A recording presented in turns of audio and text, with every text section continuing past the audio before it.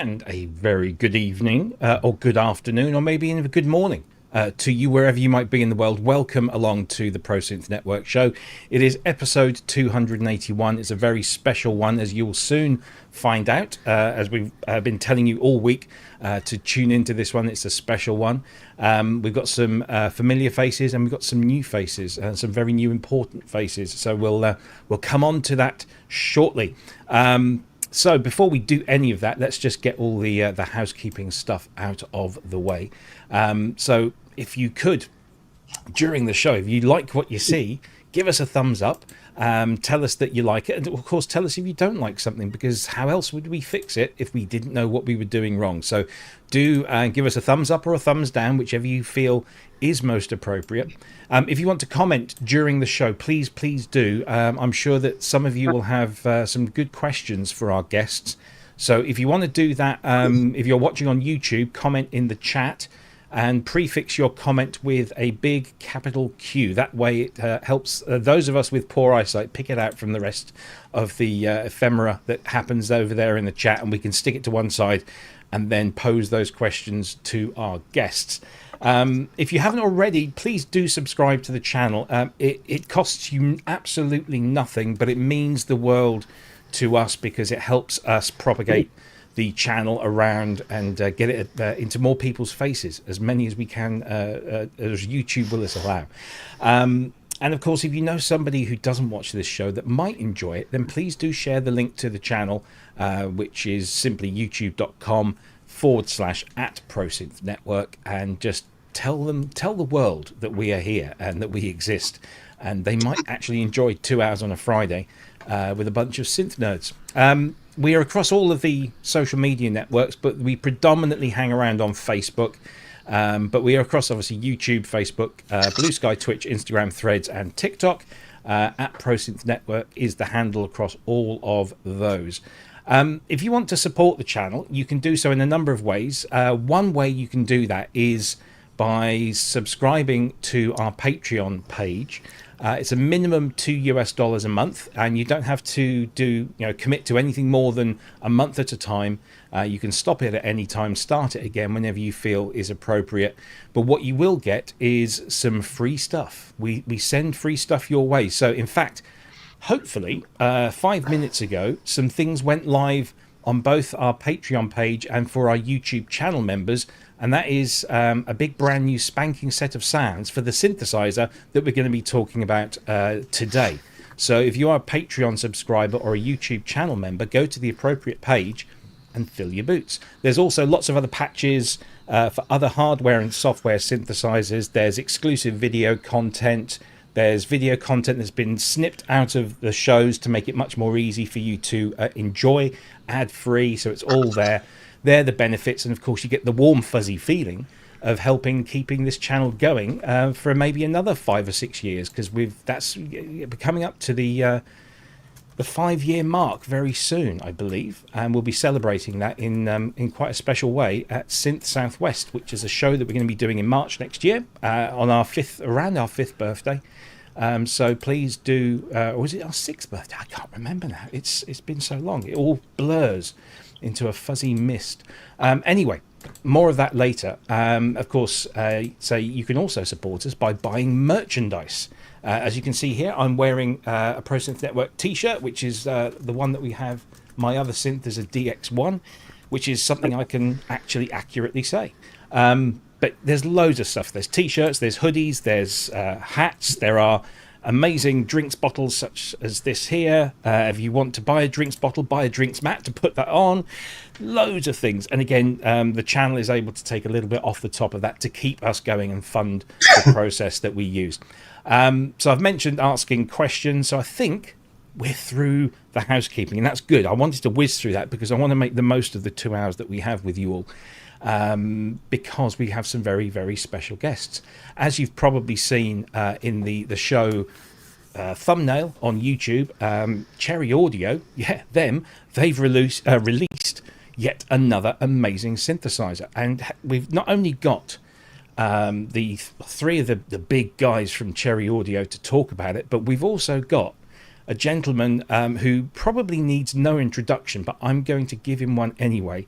He is one of the most esteemed historians in the world of synthesizers. Not only that, but he was also one of the designers of the original Crumar Spirit, of which Cherry Audio have done a fantastic job of replicating. Ladies and gentlemen, will you please welcome to the ProSynth Network show the one and only Dr. Tom Rhea. Welcome, sir. How are you? Do we find you well? Finer than frog hair, split with a broad axe and combed 8 ways. Fantastic. That's brilliant. Listen, Tom, long-time fan. Thank you for joining us. We are honored, beyond honored to have you here. And I'm just looking through your background there, which is a wonderful picture of your studio, which you can't kind of do both things in.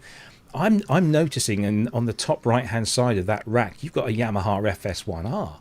And that's about the only thing that I've got that you've got. The rest of it is just way beyond the realms of my possibilities. But that's a fantastic back. That's your studio, right? That's part of it. Okay. How much more is there? It's reversed, by the way. It is what it is. I think... Yeah, no. I think what we see, okay. I think you're seeing it reversed, but we see it's all coming through the right way around. Okay. Because we can see the logo at the top there that says "It is what it is," which is a very pertinent thing. So Tom, welcome. We are, as I said, we are honoured by your presence. We'll come to you shortly and talk about the original Crumar Spirit. But just off the top of your head, do you have any sort of fond recollections of that time? Building and designing that synthesizer? Well, of course, it was wonderful to work with both Bob Moog and Jim Scott. I had worked with both of them for many years, and Jim Scott and I worked together for the Micro Moog, the Multi Moog, and a number of other instruments. And of course, Bob Moog was the Moog of Moogs, and I was very flattered, when he asked me to be part of the design team for a new instrument for Crumar. Mm-hmm. And he had this brief and basically pulled Jim and I into it. And I feel like if Bob Moog asked anybody in the world, how would you like to work with me on a new instrument? I think I know what they would have said. So absolutely. That's my warmest feeling. Yeah, I had a similar experience with one of my synthesizer heroes, Peter Vogel, the man who partly was responsible for the Fairlight, and he actually asked me to do some work with him. And I know exactly how you feel, because that would have been the same. I'm pretty sure. Tom, it's great to have you here with us, and we will come back to you and speak to you in depth, but we've got other people that I just need to bring in. So first of all, let's go to the head honcho over there at Cherry Audio. He's in the Las Vegas area, I believe. I'm sure I've got it right this time. It's the one and only Mr. Dan Goldstein. Hi. Looking resplendent in a rather nice Cherry Audio polo shirt. Well, we are among synthesizer royalty today. Absolutely. We have to present ourselves well. Yes, indeed. Is that shirt available in your merchandise store? No, this is kind of a custom. Ooh. Yeah, I do a few custom ones. Yeah. Anyway, listen, how are you, first of all? I'm good. This is one of these days that, in a person's career is just mind-blowing that we are here with this group of people to talk about this instrument. And, the thing that we built, which I'm sure you'll talk about shortly, it's one thing to try to recreate an instrument that I love. Last time I was on the show, you asked what we were releasing next, and I told you it's something that I love a lot. And, doing this instrument was an honor. And then to have Crumar embrace what we did and put their name on it and have our instrument be the official part of the story of the history of Crumar Spirit. Yeah. And for us to get to be here with one of the people that designed this instrument, and my understanding, basically designed everything that's cool about this instrument. Again, it's just surreal to be here. So I am as happy as can be. Good. I'm glad that we've been responsible for that. As you say, it is very rare for us to be able to talk about a recreation of a piece of classic vintage gear, and have somebody who is responsible for that piece of classic vintage gear to talk to us about it. So I'm treasuring these next 2 hours very, very much, as I'm sure you are as well. And not only do we have Dan from Cherry Audio, we have the gentleman responsible for the visual design of the said instrument, our friend and yours, Mal Meehan. Hey, Nice appropriate shirt as always. I found this at the bottom of my closet. It was a good find. I think I've had it for about 30 years. It's threadbare. And but now it's so relevant. It's so relevant. How are you, sir? I'm good, thank you. Yeah, good. Yeah. Was this a tough job for you? Was it a tough gig? No, this was entirely enjoyable. This one, I love the look of this instrument. You know, it's big and chunky, and it's for a 3D person. It's what you want to model. It's fantastic. Fantastic. Yes, you've got an admirer of your shirt already. Andrea Agnoletto from Crumar says, nice t-shirt. Of course, Andrea is responsible for bringing the brand back into the limelight. And it's, again, sir, it's an honor. I will refrain from using my basic Italian because I will just shame myself and my nonna. But welcome. Ciao, and we'll hopefully bring you in if you have any comments to make. That'd be fantastic. So Mal, Dan, we've also joined by Cherry Audio's, I don't know what your official moniker is, but I'm going to call you the chief sound designer. We haven't seen each other since May in Berlin. It's the one and only James Terris. Hey, how's it going? Yeah, very well, very well. We last hung out at the wonderful Synthesizer Museum in Berlin. That was a great Sunday morning, afternoon, wasn't it? Yeah, it was great to see you guys. It was funny because I had just happened to wear my Moog shirt that day, and I walk in and the guy there, Stefan, said, "Yeah, Michelle Moog was just here," and turns out you were still there, and so I went back and hung out with you guys. And that was very cool. I just kind of stumbled on the place. I had no plans of even going. It just kind of happened. It was meant to be. Yeah, it was meant to be. Absolutely. So we find you well. Are you at home today? Is this the home office? I'm not at home. I'm actually in LA, in Culver City. Nice. I'm at a bandmate's house. I should have been here for Blue 3, Yeah. It would have been nice. But I flew in last night. I have a gig. Are your arms tired? Yeah. Exactly. It's that old joke. Excellent. It's great to have you here. We're going to pick your brains. No, it's a pleasure. We're going to pick your brains about the sound design. Because am I right in saying did you get your hands on one of the reissue spirits? Is that correct? Yeah. So at NAMM, I kind of never played a spirit. It's interesting because I've been in the same room with them several times, and I always just assumed it was like Crumar's version of a mini Moog. And I've got a mini Moog and I played mini Moogs. It didn't interest me that much. And at NAMM, I played Michelle, the Moog Foundation had a couple there. Mm-hmm. And I kind of fell in love with it because I didn't really realize that the filter, it kind of, to me, sounds a little bit more like a Pro 1 or my Oscar, even though it's nothing like an Oscar. It has this great kind of separation of those filters that make it format-like and kind of snarly. And so I didn't think I would buy one, but Sweetwater actually had a couple left over. And the rep called me and said, do you want this last one? I'm like, okay. So I have the hardware now. So yeah. Nice. That's nice. I don't know anyone else that's got one of those. So I now know one. Steinbach, over in Berlin. That video I saw, it kind of convinced me because it's very unique. I'm like, this is something I don't have, and it's like a Buchla. I have a music easel, and it's the same sort of thing. Like I have nothing else that sounds or does what it does, and I don't really want to buy anything more unless it's super unique or something that I don't have already. Sure. Excellent stuff. Well, thank you for joining us, James. If anybody's wondering where Kent is, he's on the drag. Unfortunately, he's a little late. He's been busy this week, but he did promise that he would get into the show as soon as possible. So when he arrives, we'll give him the obligatory welcome that we always give Kent. But I do have my other sidekick here, somebody who was also involved in doing some of the sound design for the Crumar Spirit plugin. It's our very own Mr. Andrew Longhurst. Hi. Hello, welcome. How are you? I'm very good. This feels like a very personal show to me. I feel like I've got skin in the game, as it were. Yeah, absolutely. Yeah, what a great synth. Yeah, and just it's just such a joy to play with. And I know that everyone else that was involved in the sound design, so James, thank you for guiding us all. Mark Wilcox done a great job.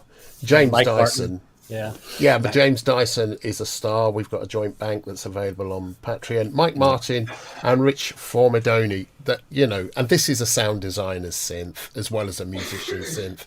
It's just a joy. You can't not make brilliant sounds with it. Yeah, it is one of those synths when you plug it in, it just instantly comes up with good stuff. And of course, those presets get you there, straight away. But of course, it doesn't stop you from messing around with it yourself, and it kind of it positively encourages you. We'll talk about the design of the software plugin and how that facilitates that sound design.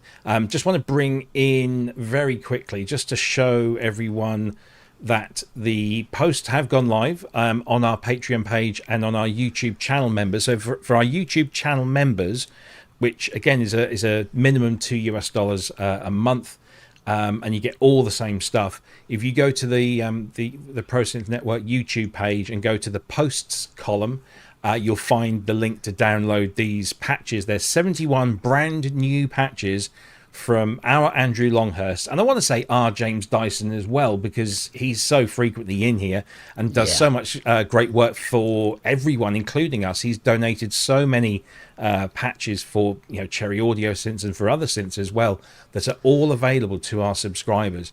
So if you are subscribed, we do try and give as much back, and this is the very latest one. So these sounds are exclusive. So if you go to the appropriate pages, you can click on the link and download that stuff. 71 brand new presets, and you just literally drag and drop the zip file onto the interface of the plugin, and it will automatically install them for you in a matter of seconds. So that's very good. So I just want to say before we get into the details, if you have a question for any of our guests, whether it's Tom, James, Dan, or Mal, or even for myself and Andrew and Kent when he arrives, please do stick it into the chat area of the platform that you're watching us on. So if you're watching us on YouTube, it's in the chat. If you're watching us on Facebook, you can just comment underneath the video there. If you're watching on Twitch, you can comment in the chat there, and we see all of those come through. Andrew is waiting there to move those across into our question bin, where we will then pick those out at an appropriate time and ask the question of the appropriate people. If you also want to, it sounds like I'm hawking our wares here, but if you do want to make a donation during the show, you can use YouTube Super Chat and Super Stickers, just as Andrew has done here with his obligatory donation that matches the show number, £2.81. Thank you very much indeed. You can do that, and we'll throw those up on the screen at the same time. So thank you for that. So as I mentioned before, we have Andrea in the show as well. So Andrea is the guy who resurrected the brand recently, and it's an ongoing concern. They're still making instruments. They did that limited run of the new version of the Spirit, and of course they gave Cherry Audio their blessing to produce this new version. So many thanks to them for their support, I guess. So what I want to do, I want to start at the very beginning, which is the original instrument, the Crumar Spirit. And I'm going to come to you, Tom, because you are our guest of honor, and I want to hear as much from you as I possibly can within the time that we have. So can you maybe think back to the time that Bob asked you to be part of the development team? What how did you get started? What was the brief, and what were you specifically involved with? Well, of course, that was pre-internet. No email, there was none of that. Bob was living in Asheville, North Carolina, Leicester actually, and I was living in Nashville, Tennessee. I can't recall. Scott may have been in New York. I don't remember. But of course, there was telephoning, and one of the things I'd like to say immediately is the real hero of the development of the original Crumar Spirit is Jim Scott. It's true that many of my ideas appeared in the nomenclature, the front panel, the complement of functions, as we would call it. In other words, what does it add in things like the arpeggiator and so forth and so on. But Jim primarily did the circuit design, and frankly, it got changed around a little bit toward the end. Jim bailed out because he didn't want to charge Bob anything more. And Bob at one point, I think, maybe changed the upper lower filter. And matter of fact, Jim and I are in contact. We're not even sure we understand how it works now. The new manual will explain that. Of course, I did write a manual. It was sort of hacked up, but it's out there. I guess it's still on my website, what you see here. But it was a wonderful time because all of us had worked with each other for any number of years, and it was just very heartening. And I think Jim felt the same way. And somebody mentioned previously, oh, you thought it might be a mini Moog. As a matter of fact, I specifically said to Bob, I don't want to do another mini Moog. You know, maybe that's what they want, but I don't want that. I want to advance the cause of monophonic instruments. And I might say, just as a little bit of a hobby horse, some people imagine that because you have a polyphonic instrument, that a monophonic instrument falls out of it. Nothing could be farther from the truth. Monophony and polyphony are two different worlds. You've got all kinds of considerations, and you see some of those in the Spirit about the keying considerations and what we did with the last note in, which I thought was a very useful thing that actually worked. And there are any number of reasons why monophonic playing is just so different in the left-hand controllers that you need. I was sorry that we weren't able to put the ribbon that Jim and I had developed on the Micro Moog into the original Crumar Spirit, but it probably was a price consideration. And like I say, Bob had a brief, and I don't even know what the details were. But Jim and I were very, very happy. And of course, we visited Bob. One of the times was in the winter, and I was driving my wife's little Renault, and we couldn't get up the driveway to Bob's house. And so, as I recall, Scott sat on the front of the instrument. It was a front wheel drive. He stood on the back, and we backed up there. In the interim, his neighbor came down and was giving us grief, and I gave him some grief. Get out of here! We're up here doing a job, you know. But anyhow, those are the kinds of crazy things. And of course, Bob's house looked like a spaceship. You know, when you looked out over the bay, you know, and there was nothing but trees. And he had this big veranda on the outside, and we would go out there and do a lot of talking and everything. Yeah. And in general, it was just a very high point in my life, and I'm sure Jim would say the same thing. Yeah. What was the brief from Crumar? What did they actually want from Bob and you guys? Was there a specific, you know, we want something that does X, Y, Z, or we want something that can do what another synth does? You know, what was the specific brief? Do you remember? I have no idea. No, because I wasn't privy to that. Right. I mean, Bob, I think went there, and you know, came back with this budget and so forth, and I think they must have given him pretty much carte blanche, because he was Bob Moog, and they just figured, well, you know, whatever he does will be good. And I think it was. You know, I think we did advance monophonic instruments with the small proviso that I would have preferred to have a ribbon. If you go to my website and look at the Micro Moog thing, or actually YouTube, I demonstrate that ribbon. And for anybody that doesn't understand monophonic playing, They will, if you Mm-hmm. hear that. Yeah. Monophonic instruments float in a sea of pitch. Very few polyphonic instruments do that, and they're not really very good at that. Of course, osmosy now has wonderful things for being polyphonic, and there are a number of things like that. Mm-hmm. But I don't think either Jim or I knew what the brief was, except that both Jim and I guess I told him, Bob, for certain, and I'm sure Jim must have, yeah, I don't want to do another mini Moog, been there, done that. Yeah. We want to do something that's advanced. And of course, we wound up having something, it did have the two LFOs, which I did not borrow from the Sonic 6.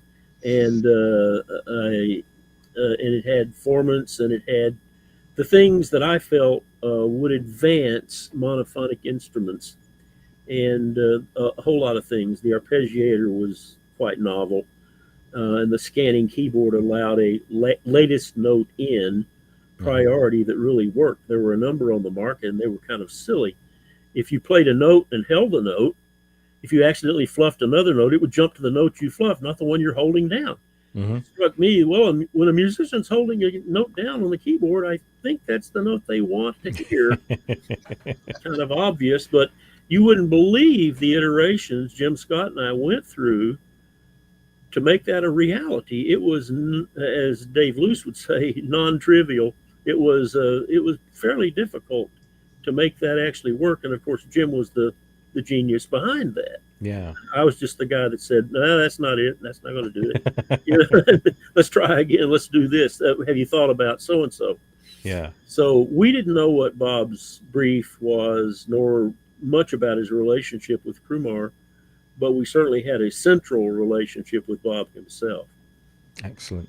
So you said you wanted to make, or you wanted to really show what a monophonic synth was capable of doing. That was your one of your real kind of driving factors in the design here. And of course, this synthesizer came out in 1983, if I'm not mistaken. So this is an era where we're not only having polyphonic analog synths, but we're about to see the dawn of polyphonic digital synths. What was it about monophonic synths at the time that you felt needed to be addressed by this instrument? Well, for one thing, I'm an orchestral musician, Okay. basically. I played trumpet with a couple of symphonies. As a student, I played with Tallahassee. And then when I was in Nashville, I wasn't a full-time member there, but I played a number of times with the Nashville Symphony. And I also did other kinds of gigs, oratorio work and things like that. So I'm a classical symphonic musician. Well, I happen to know that orchestral instruments have formants. Mm-hmm. The bassoon has a formant at about 500 hertz. The oboe, it's about a kilohertz. It's no accident that the orchestra has evolved the way it has. The woodwind group in the orchestra, the clarinet is a cylinder. It overblows odd partials. The oboe and the bassoon,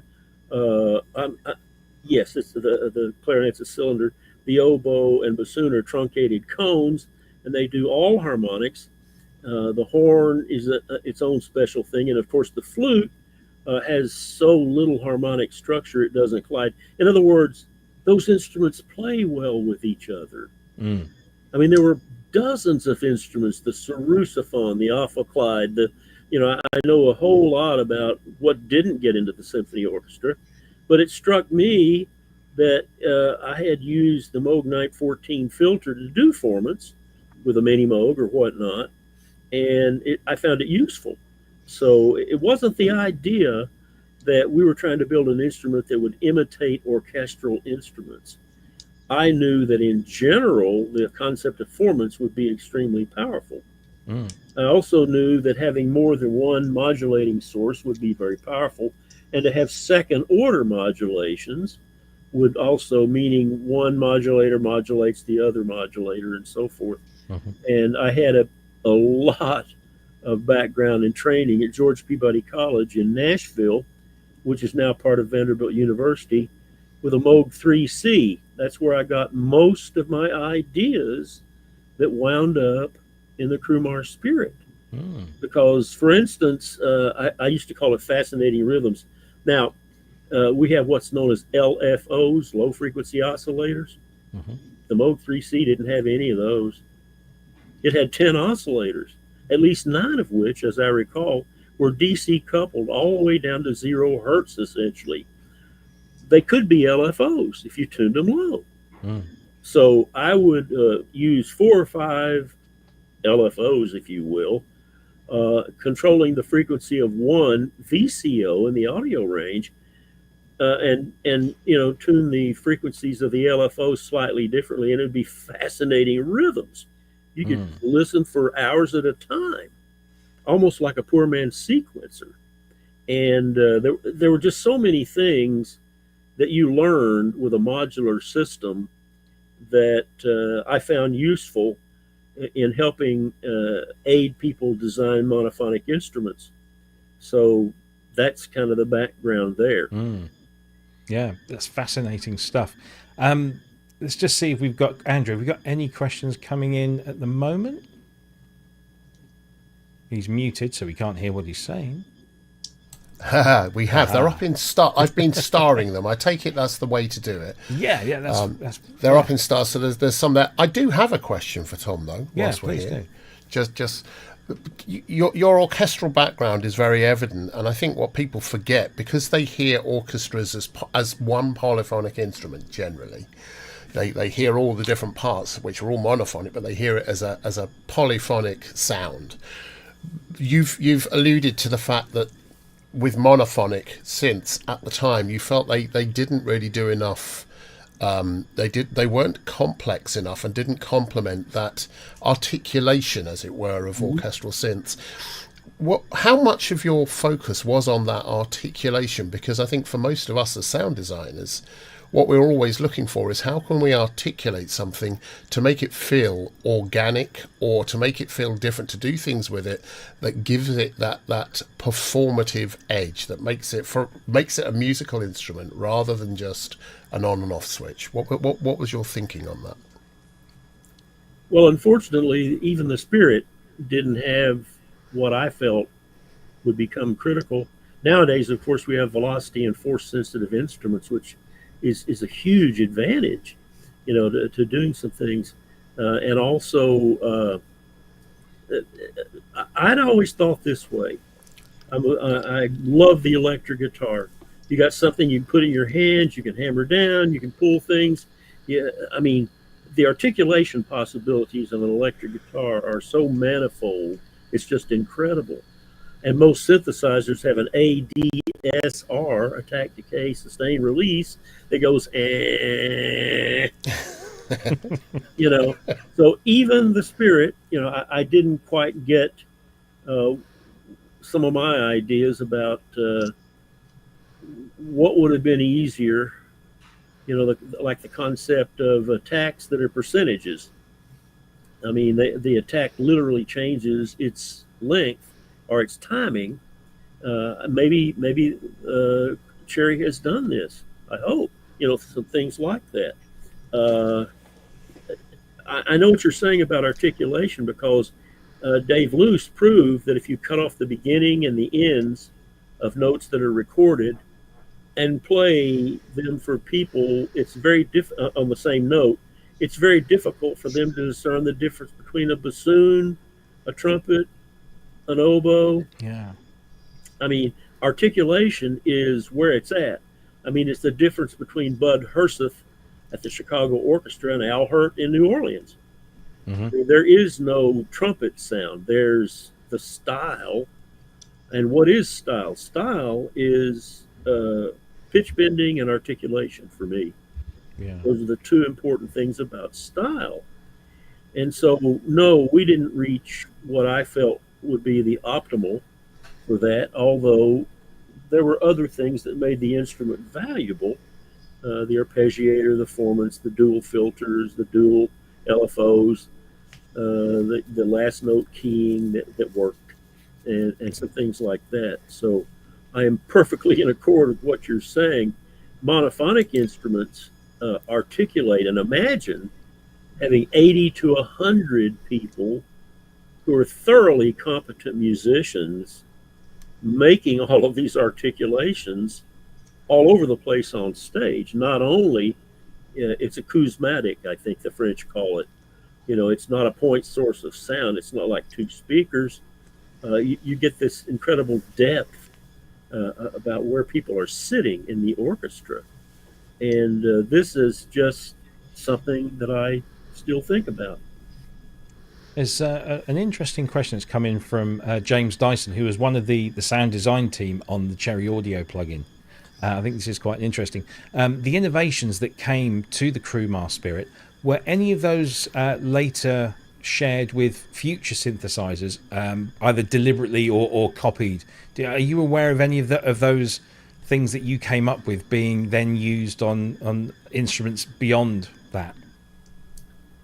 I wish to God people would copy. Honestly, I was always more interested in the evolution and improvement of instruments than I was in who sold what. I was still a good salesman, okay? Mm-hmm. But I had, for instance, I had long talk. He may not even remember it. I had long talks with Tommy Oberheim about keying priorities and those sorts of things. If you look on the expander, and I don't know that I had any input from me through him, but it certainly is things that I would have done. Anytime you have a keyboard that has fewer voices than it has keys, it brings up all kinds of ideas that can happen. And speaking of articulation, consider the piano. The agency that articulates the sound is the same agency that selects the pitch that you're articulating. That's one degree of freedom, actually. And if you think about the en martineau, the French instrument from about 1928, you had a left-hand key that you pressed to articulate the sound, and the right hand selected the pitch. So then you could do real slurs, which you can't do on a piano. You could play legato, but there's a difference between legato and slurring, without starting a new attack. You can go ta-ta, ta-ta, ta-ta-ta-ta on an en martineau. So my understanding of instruments, I hope, is well beyond acoustic instruments and or electronic instruments. It's more kind of a generic understanding, if you will. And I, for instance, I asked Tom Piggott one time, we were at a thing at Denver, Colorado, and I convinced NASM to have manufacturers in it. So you need to start doing this. So we did, and I sort of spearheaded that. And Tom and I were there. He was with ARP, and I was with Moog. And he said, look, I'm not trying to rub you the wrong way, but you honestly seem to prefer Moog over ARP. Why? I said, well, it's the bill. It's, the bill of material is more expensive and so forth. I said, but it's mostly the left-hand controllers. I said, for God's sakes, why don't you guys just copy the wheel? And I meant that. You would help people that bought your instrument. For Pete's sakes, it's not patented. Copy it. Yeah. I don't know what people did much after the Spirit, because I went off in a totally different direction to Berklee College of Music, and I got very weary of people calling to say my mini mode broke. I said, well, that's not my gig now. Please. Oh, yeah. Yes. I wrote the manual for the original Model D mini Moog, yes. But that doesn't mean it's part of my life now. I'm a teacher. Leave me alone. You've moved on. It took about Absolutely. 10 years to extinguish that. Wow. Thank you for these wonderful insights. We'll obviously pick your brains a bit more, but I want to move over to Cherry Audio now and talk about what they've done to pick up the torch, so to speak, with this particular instrument. So I'm going to go over to Dan first of all and ask you what made you choose the Crumar Spirit? Was there a specific thing? Had it been something on your bucket list for Cherry to do? And what spurred this on to be your next plugin? Well, so about 15 years ago, I owned a Crumar Spirit. and it's a wonderful synth. I mean, the best way to describe the Spirit is, you look at it and you think, well, that's not an overwhelming number of knobs and switches. That seems pretty much like any other synth in a lot of ways. But the amount of sound shaping and capabilities and just the things that it does with those controls, it's probably the most sound shaping you can do with the least amount of controls, and it's so innovative and so interesting. But the one that I had, the one of the problems with the Spirit is the build quality was not always great of the original instruments, and the one that I had was particularly not great, and I ended up selling it. And then years later, we started Cherry Audio, which interestingly, we were about to hit our 8th anniversary in a couple weeks, which is also just hard to believe. But yeah, once we started Cherry Audio, the Spirit was always on my mind as, what a great instrument that sort of encapsulates everything that we try to do with Cherry Audio. It's such a great synthesizer. It's all about synthesis and the art of sound design. It's rare and people don't get to experience it, and we would love to be able to share that with people. So James talked about being at NAMM last year in 2024, and there being 2 of them on display that the Bob Moog Foundation had. Well, this is one of the 2 that was on display. Wow. I had the opportunity to buy one of them after the show, which I did, and I did a little bit of repair and maintenance to it, but it's a beautiful example and in just much better shape than the one that I had in the past. So then the challenge became understanding this instrument, and Tom was just saying, he's not entirely sure what the instrument, how it ultimately worked.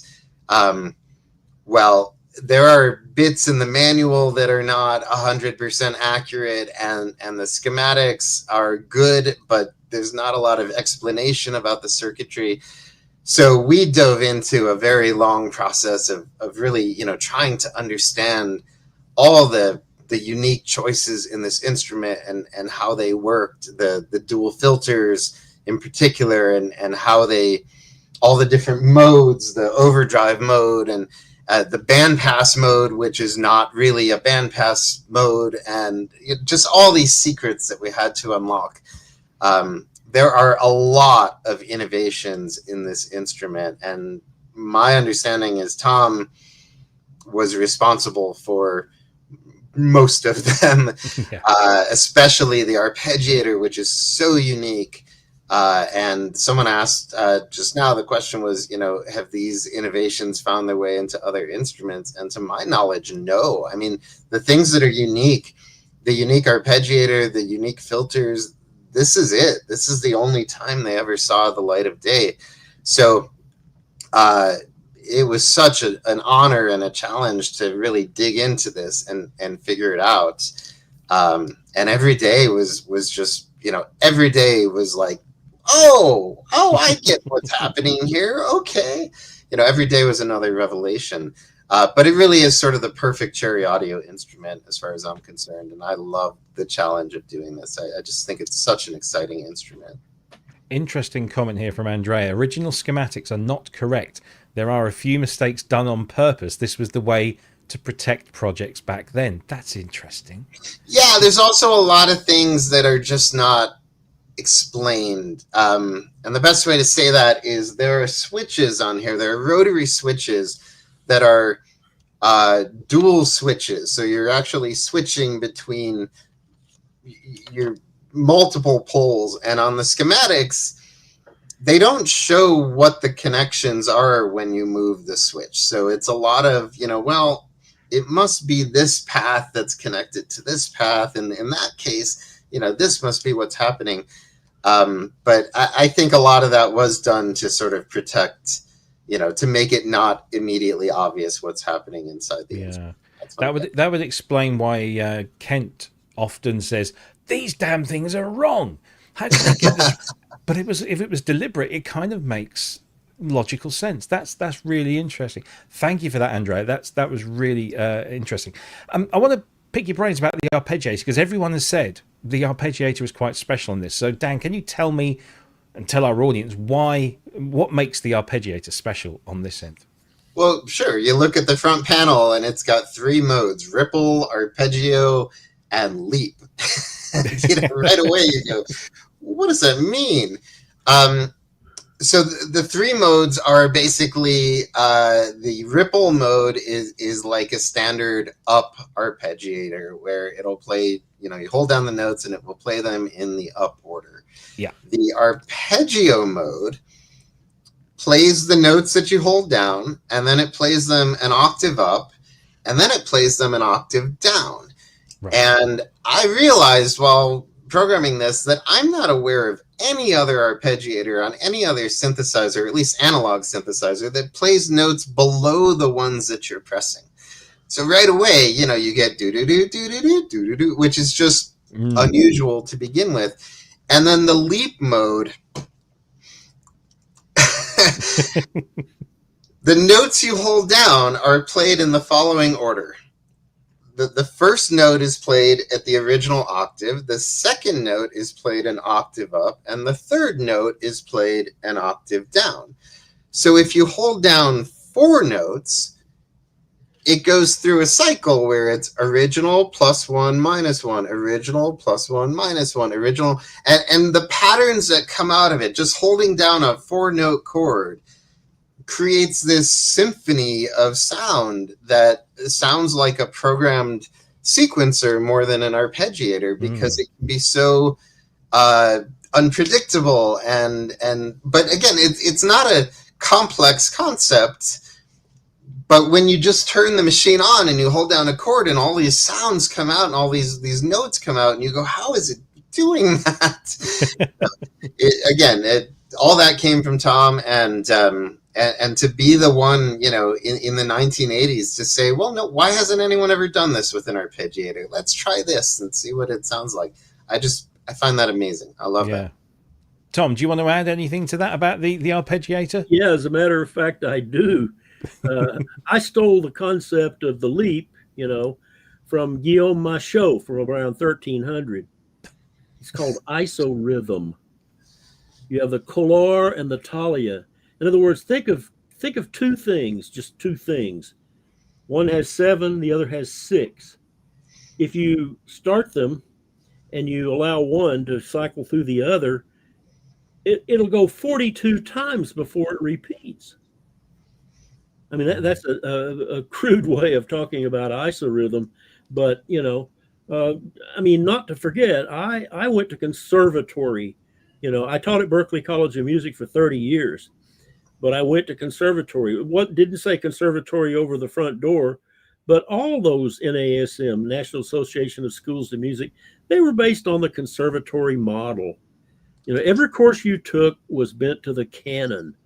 The orchestral and the operatic and the symphonic and so forth, and every course you took was like that. So I learned those very, very classical things, and the concept of asynchrony, which I think has not gone forward near enough in instruments. Of course, now all of this becomes extremely fraught with polyphonic instruments. These are things that belong in the world of monophony. So that's where I got the idea, was the concept came from Isorhythm. Wow. Honestly, I'm learning so much today. It's incredible. Lots of people saying, Andrea says, do it at maximum speed, the leap mode, do it at maximum speed, and you have a mono playing sort of polyphonic. James Dyson was saying, he's been doing that very thing with the plugin, just ramping the speed right up. It sounds like there's so much you can dig into over and above just a great sounding virtual analog synth with this plugin. Let's talk design, because it is, as has been mentioned before, it's a lovely looking thing because it's simple but underneath that simplicity is some really complex, powerful things going on. Mal, you mentioned at the top of the show that this was a real pleasure to work on. Elaborate, sir. Well, some synths design themselves, so for me it was an opportunity to replicate and not do too much. So if you look at the Cherry Audio Spirit, the main bulk of the UI is the Spirit. I mean, I think other than moving a couple of things around, it's literally an accurate, replica. And for me, I love when there's structure in something. And when you look at the Spirit, it has great structure. You can see all the different module sections. The boundaries of the module sections give you a hint to how they work. There's arrows that sort of bend into the next border of the next module section. So this, it was a wonderful thing to design and to work upon. And of course, it's I never owned one. Back in the day, I tried to get Richard Lawson to buy me, to find me one. And, only when I moved out to Ireland, he found one. But it's a big old beast. It's a big instrument with, lovely ergonomics. Everything's spread out, and so from a design, it's like I'm not touching that. That's there. I don't have to do too much to that. I just need to follow that formula. Yeah. And the things like 3 wheels.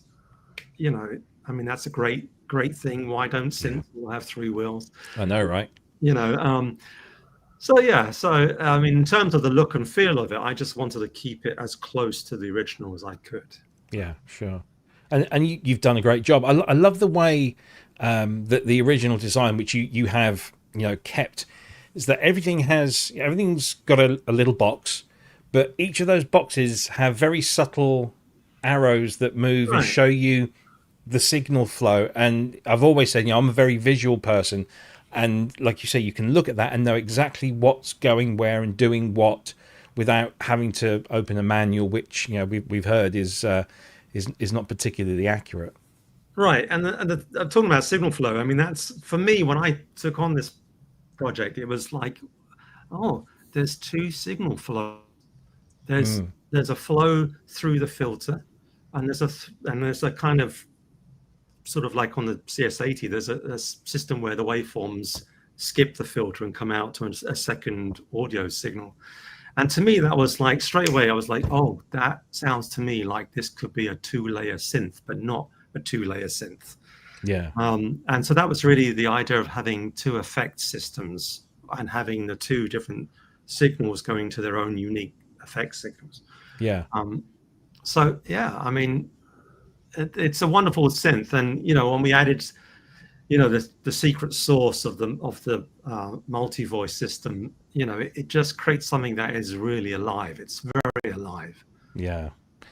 Tom, you had your hand up. Did you want to add something? Yeah, I was only going to say that I appreciate your comments about the ergonomics, the layout and so forth.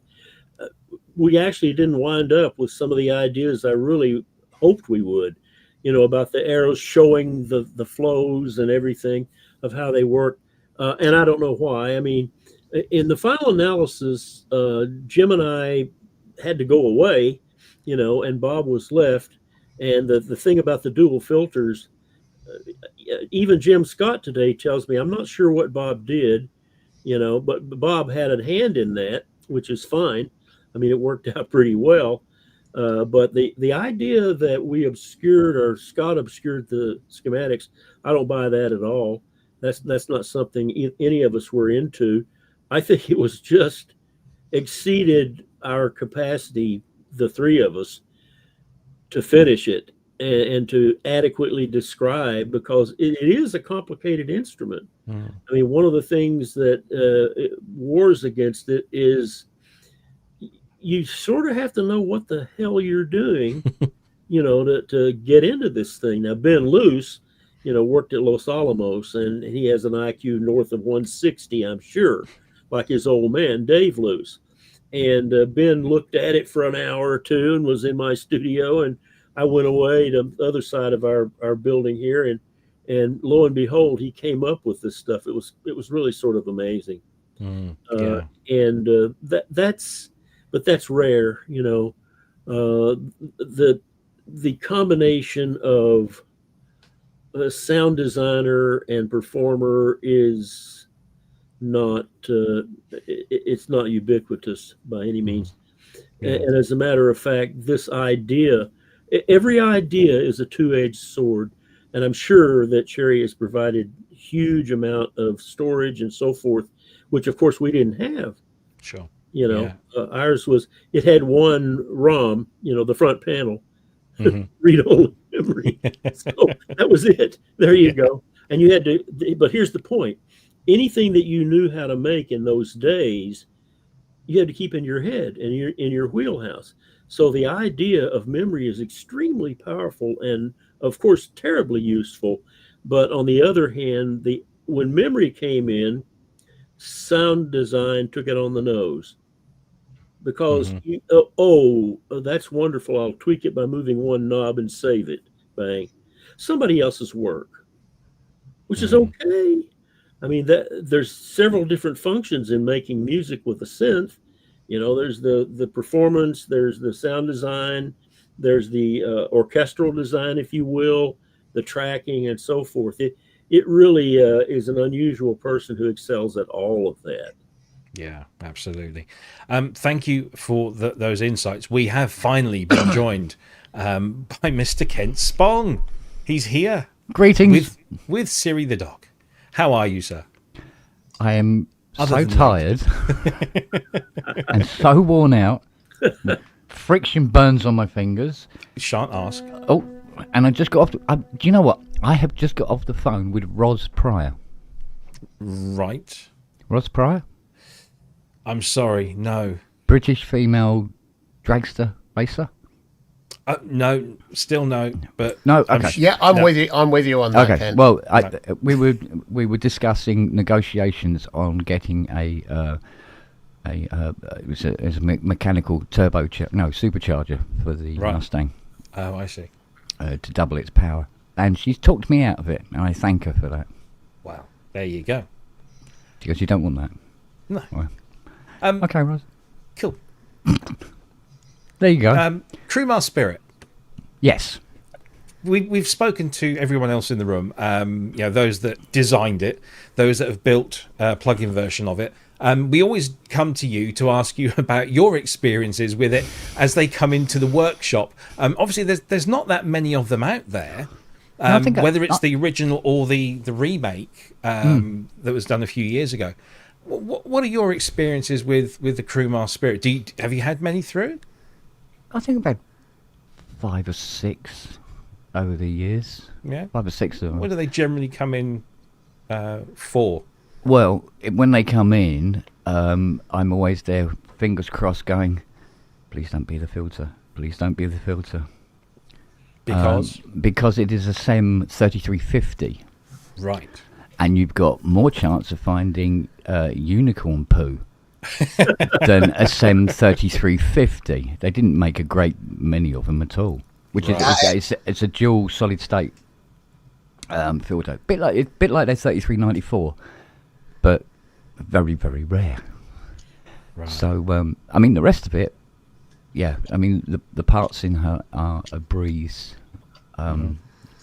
Lovely and conventional. Well, there's a couple of odd ICs that are a bit, not so widely used, like the 4081s and stuff like that. But generally, yeah, it's a nice keyboard to work on as long as the 3350s are working.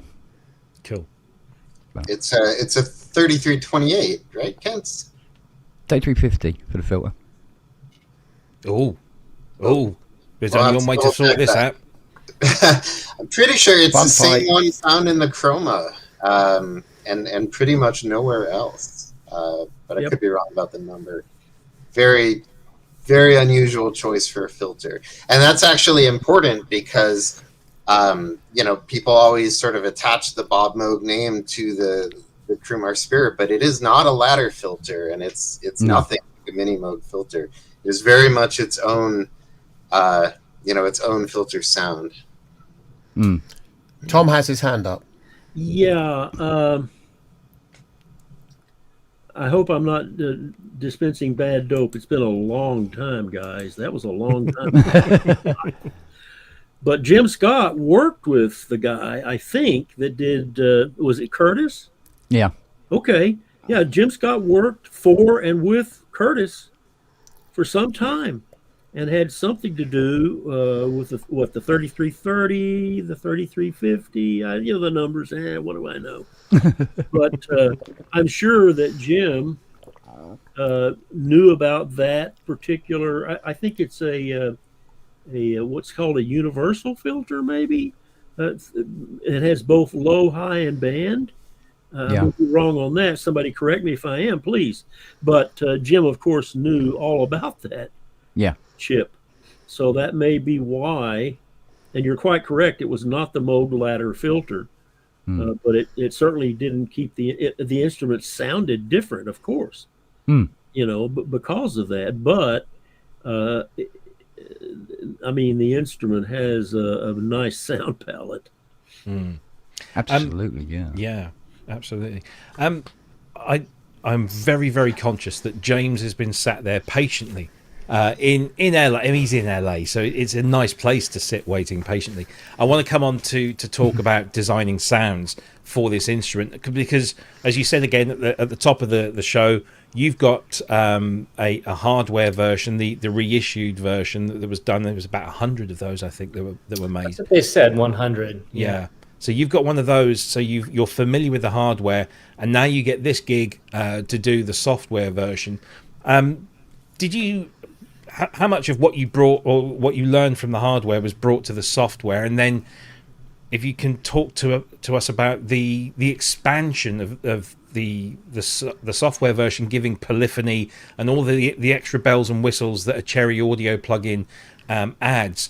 How did you stay true to the spirit of the Crumar Spirit when it came to designing those sounds and getting the team to follow that?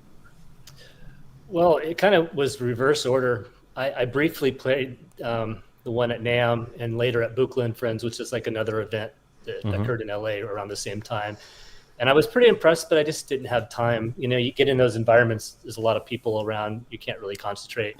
It honestly wasn't until I saw that Heimbach video and also played Dan's in Las Vegas, the one I had played at NAMM, that I kind of got it.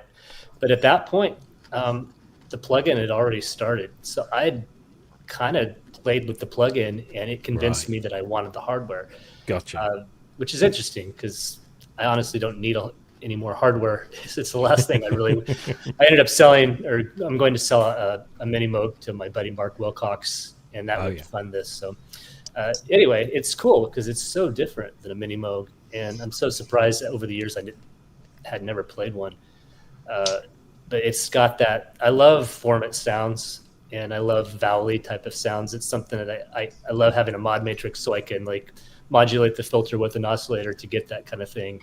And so this has that character, kind of like the Oscar has, where you get a really nice separation and gets vowel-y. And I think Andrew, or no, it was Rich did one of his presets said a word, and I think I did error, which sounds like a computer voice saying error.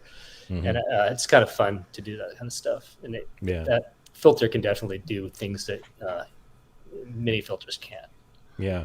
And so when it comes to designing sounds for a synthesizer that was always a monophonic synth, and now you've got this much broader palette of tools to work with. How did you go about designing polyphonic sounds for what is essentially a monophonic synthesizer? And were you trying to keep the feel of the original, or were you looking to just go push it beyond? I do a lot of the factory libraries, so I kind of have to, I don't know, they used to call it like meat and potatoes or whatever, Sure. Useful musical things that everyone's going to want. And so for those sounds, I often keep that more traditional and true to the instrument. Like, you want to exploit those things that made that instrument special. So why would you not, it's tempting to go off in a different direction. And I do that.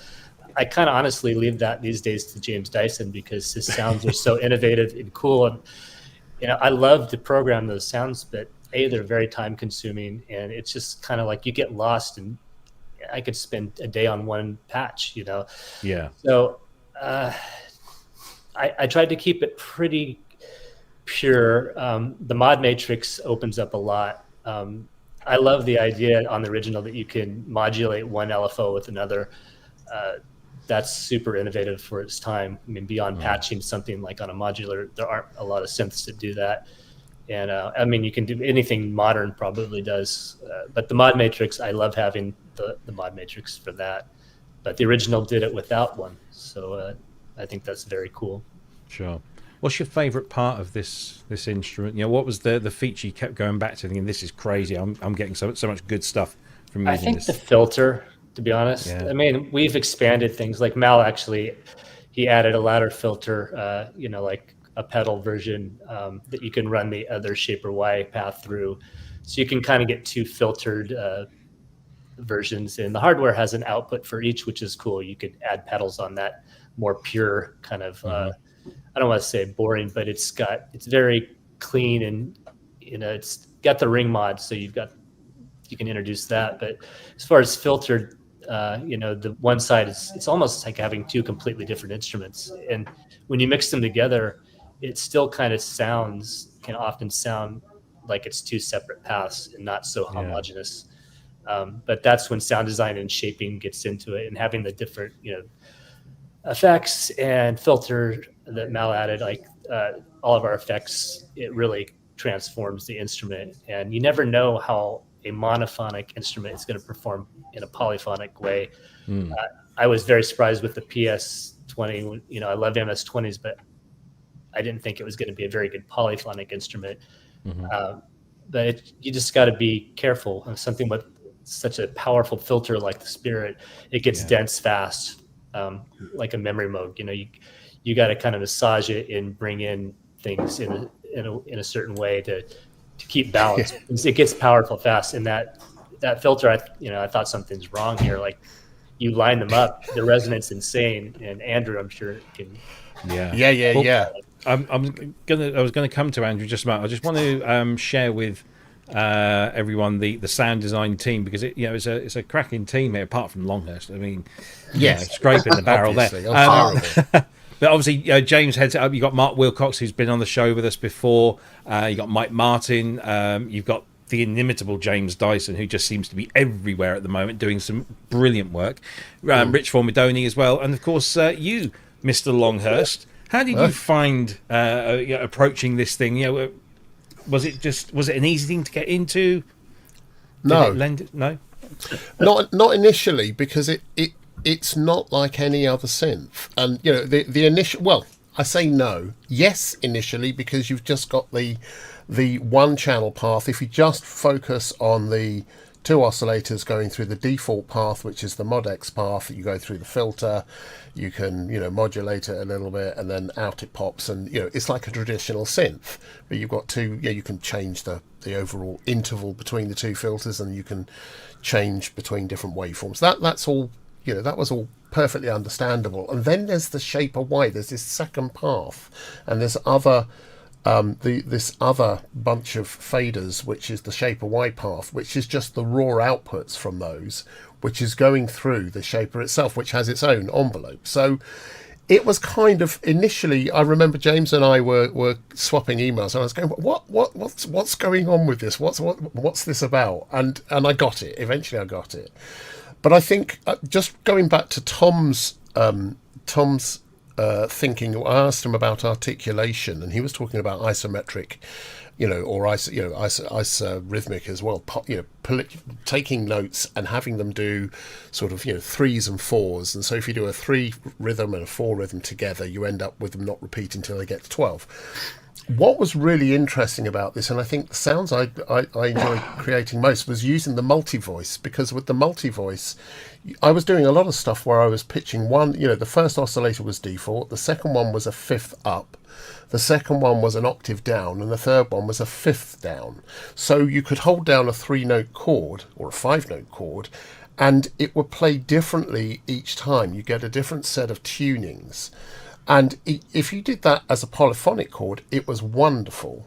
And if you did it as a unison thing, where each time it sounded, you got a different tuning from the notes you were holding, and then you added delays, you suddenly ended up with a just ridiculously powerful, almost orchestral sound to the whole thing, where everything is mingling and you're getting these counterpoints all the way through this thing.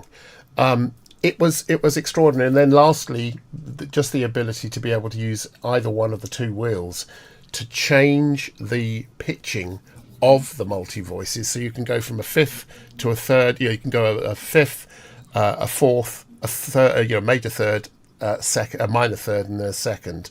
And you can put that on the mod wheel, and suddenly you can play one note, and you've got a whole bunch of chords happening. And then you add in the polyphony, the aftertouch as well, aftertouch, velocity. Honestly, I'm still opening this synth up every single day and doing new things. And the last thing I will say is, the bank that James and I have put together. In that bank, there's one part of it which is raw sounds, which is just the monophonic sound of the Spirit without any effects, without having any different voice modes, and it sounds pretty good. There's no velocity, there's no aftertouch, it's just the sound of it. I think 10 or 12 of those. And then there's another bank which is using the same sounds as the basis, but then I'm adding in polyphony and effects and or unison, and adding all the stuff that Cherry have added to it. And it's amazing what you can do. I think this is just one of the best designs I've ever seen. I love this, and I'm still playing with it. I absolutely adore it. It's a very engaging instrument. We did have a question here. I want to throw this one. I guess I'm throwing this to Dan more than anyone else. But Nick House is wondering, does this signal the opening of a Crumar stroke bit set of floodgates? Is there the potential now, because this is kind of done with the blessing of the current incarnation of Crumar? I know we always ask you what's next on the list, but this is a bit more of a broader question. Is there a possibility of further collaborations? There's Crumar had a lot of cool synths. Mostly they did a lot of string synths and organs and things like that, but there are things like the Bit 1 and the Bit 01 and some other things that are cool. There's one in particular that I would like to do in the future that I'm very fond of. One of the Crumars that I just think is really, really cool. So you'll see more from us in the future. Cool. That's for sure. That's all we need to know. I just want to say a big thank you to Dr. Manny Fernandez, aka Dr. Synth, in the chat. Thank you so much for that generous donation. Wonderful to see Tom and the rest of the great guests today that brought this to life, and I could not agree more. This is all good. Sorry, Tom, are you waving there? You'd like to interject? I would like to thank Dr. Manny Fernandez. When I was at Berklee College of Music in Boston, of course, we decided, we're going to get into physical modeling. And so I started trying to read the manual and use the, what the heck was it? The Yamaha had a VL1? Yeah, but it was before that even. Anyhow, and I told the administration, I said, I don't know what the hell I'm doing. Find who does. And I said, okay, I found him. He's Dr. Manny Fernandez. Did I got his name? Yes. Yep. And so I said, well, when I first learned about him, it's like, well, where does he teach? Well, he's not. I said, well, what does he do? He's a dentist. Which is a noble profession. Anyway, I went out on a Friday to LA and went to see him, and the first thing he said was, first of all, your head's going to be swimming, and it was, after 2 days. And he said, and the other thing is, he says, I've been at this for years, and I make tacit instruments. Tacit, of course, in the orchestra means you don't play this movement. In other words, recording things that don't make a sound, and of course, the problem with physical modeling is it's not orthogonal. It's a nice statistics word. Things that are orthogonalized are at right angles. For instance, with a VCO, VCF, VCA is the ultimate simplicity. If you move the filter, it doesn't mess with the amp or the oscillator. But if you're in physical modeling and you make one small change to the child read or some weird thing, the thing's out of tune now.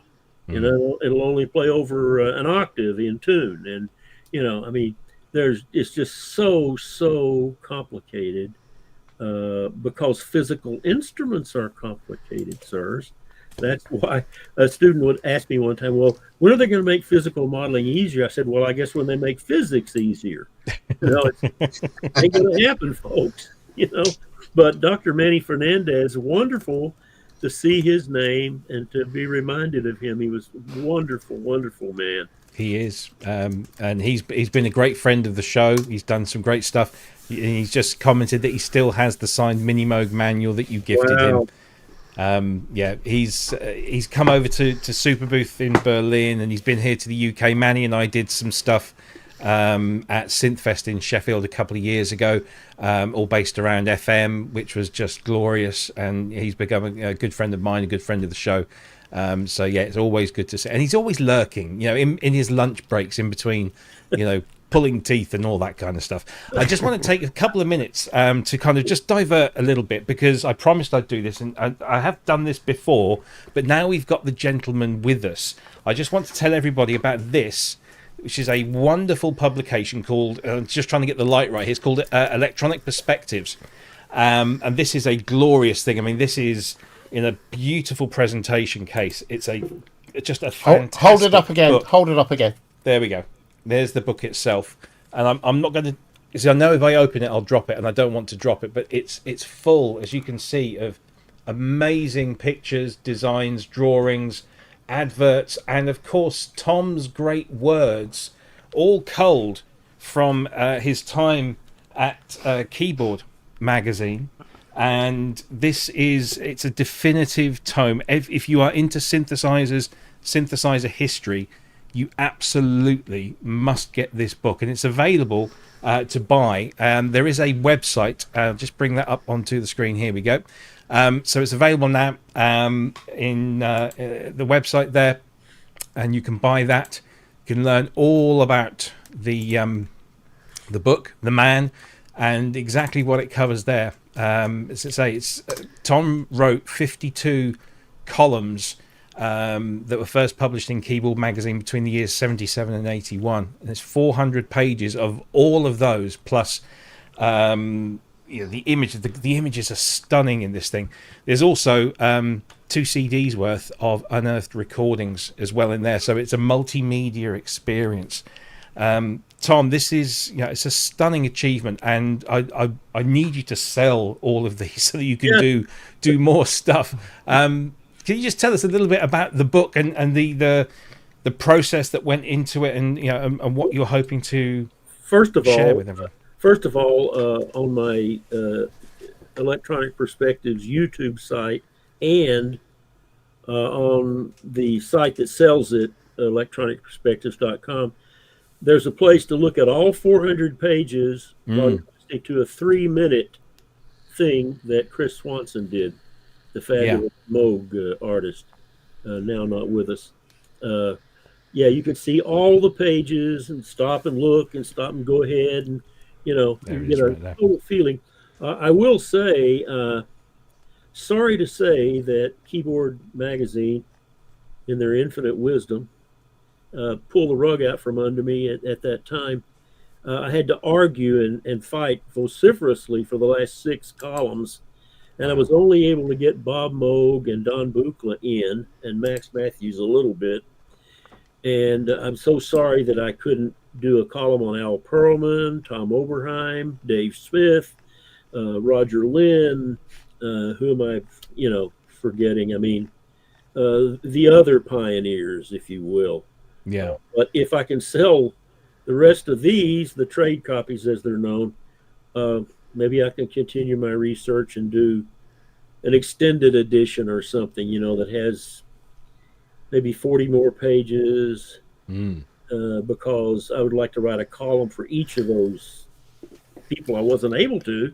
But at any rate, there's an awful lot from 1759 through 1981. It ends with Brian Kehoe, the Conbrio. Oh yes, little synthesizer. There's a whole lot in those CDs. Brian Kehoe curated that for me. Wonderful.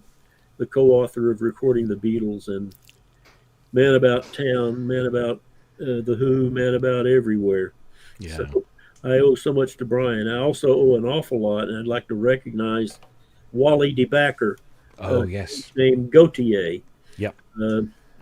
He has supported my research. He has digitized 30 interviews I did in the day with my crappy little cassette tape recorder.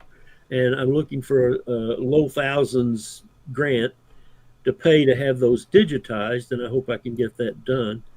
And I'd like to continue the research. I really can't raid my retirement account again, even though my wife Muriel wouldn't. She'd love it if I did it, but I just can't do it. I've got to sort of go as a pay as you go, and selling the book would be helpful. Yeah, absolutely. I can't recommend it highly enough. Tom, you were very gracious to send me this copy. And if you want to buy it, I mean, when I looked at this, I thought this is going to be one of those, 150, 250 pound things. Because it's so I mean, not only the contents, but the whole thing is just a beautiful work of printing art. It's £75, everyone. I mean, this is Christmas stocking stuff. It's stunningly good value. That's also what it weighs. Yeah, I know, right? And when it comes like double boxed with, it's an amazing thing. I hate touching it because it's this glorious black, and you kind of leave your fingerprints on it. So every time I pick it up, I have to sort of just gently rub it down with a soft cloth to get my greasy paw prints off there. But I cannot recommend it highly enough. It is a beautiful thing. So please.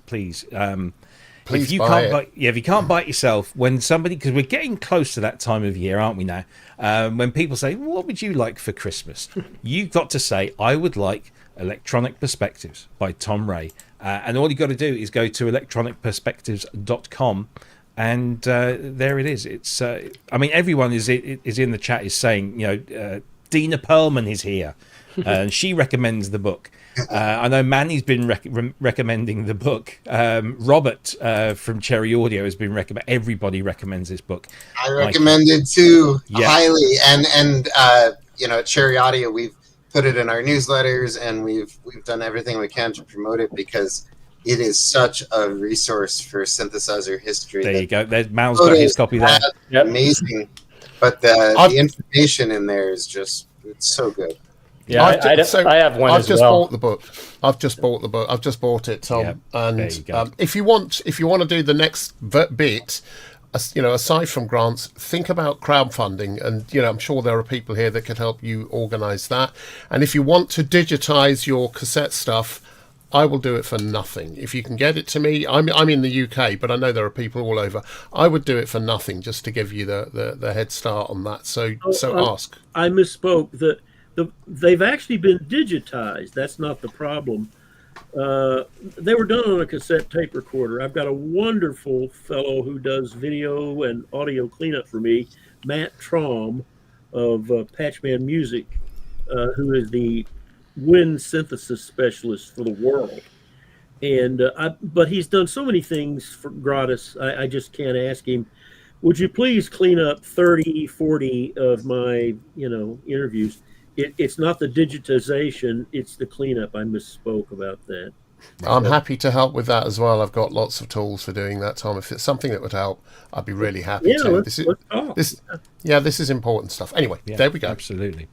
And I want to read those extra bits. So let's get this book sold out, and then let's get Tom busy. Because he's clearly sat there with nothing better to do. Let's get him busy.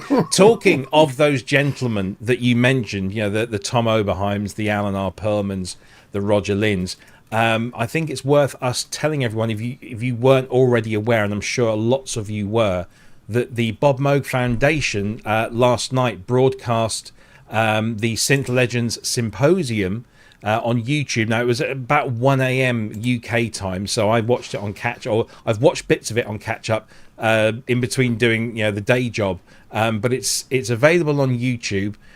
It's about an hour and 40 minutes long, and it's these 5 gentlemen. I mean, Bob, Tom, Dave, Marcus, and Roger. It doesn't get more legendary than those 5 guys, all in the same room 20 years ago, talking about their journeys in synthesis and in synth design, and their thoughts and their feelings about certain topics of the day.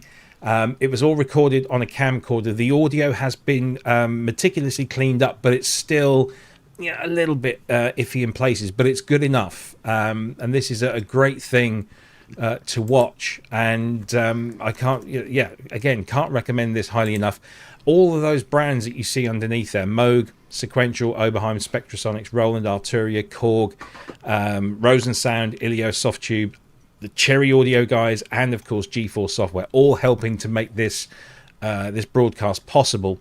Of course, it's poignant because it was broadcast yesterday, which was the 20th anniversary of the passing of Bob Moog himself. So it's quite a poignant thing, and Michelle introduces it. I'd love to get Michelle on to talk a little bit more about this. So we'll have words with her people and get her booked in.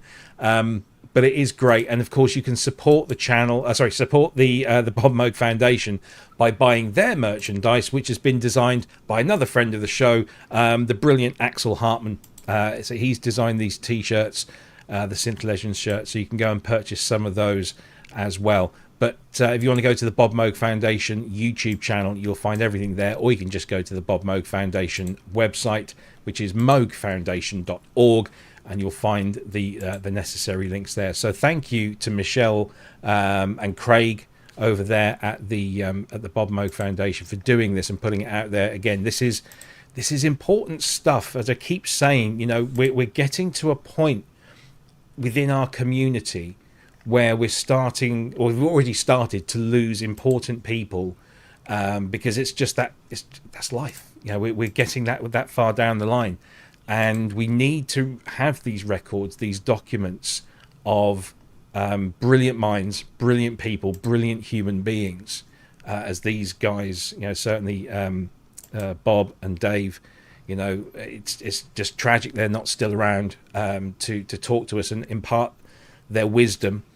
But we have stuff like this, so we're super grateful to Michelle and the people that got this up there and out there. So go and support them and make a donation. I'm sure there'll be a raffle coming soon as well, so keep your eyes peeled. Maybe that's what we'll get Michelle on next to talk about the next raffle, which I'm sure is not far around the corner.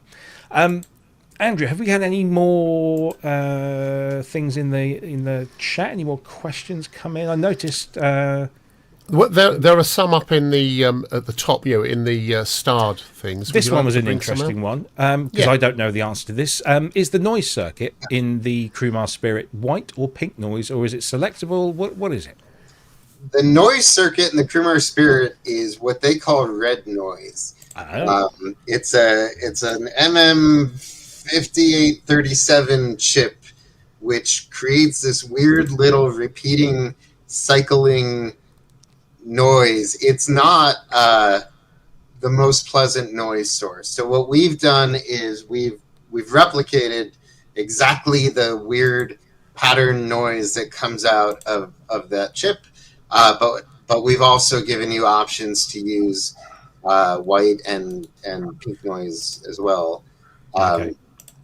But yeah, very unusual noise, and yet when you use that noise as a modulation source, it can create really creepy and cool kind of looping sound. So it's really important to get that in there and get it accurate, even if it's not the finest noise source. Yeah, no, absolutely. Authenticity is the name of the game. Tom, you want to? Hallelujah. I'm so happy. am so happy to hear this, honestly. Jim Scott and I worked on we did the Micro Moog, and he had this kind of like the thing you described. It went around and then repeated, and it had a hiccup. And the Micro Moog's noise was so nasty with this hiccup, and I think that's maybe what he did. For the Spirit, I don't remember the exact number of the chip or whatever, but it had that characteristic hiccup. And there's nothing like a reverse bias diode for pure buttermilk white noise. I mean, people say, well, noise is noise. Not for my ears. I hear a lot of noise sources, and I think, oh, it's not so hot. They put it in the memory Moog as well. I don't remember. Yeah, you got looping noise on the memory Moog. I think it's the same chip, but yeah, I think it's somehow run faster or differently. It sounds better to me on the memory Moog for some reason. Yeah, it does that kick. Yeah. If you do anything long with noise on the Micro Moog, you run into that little bump. Almost sounds like a sampled loop.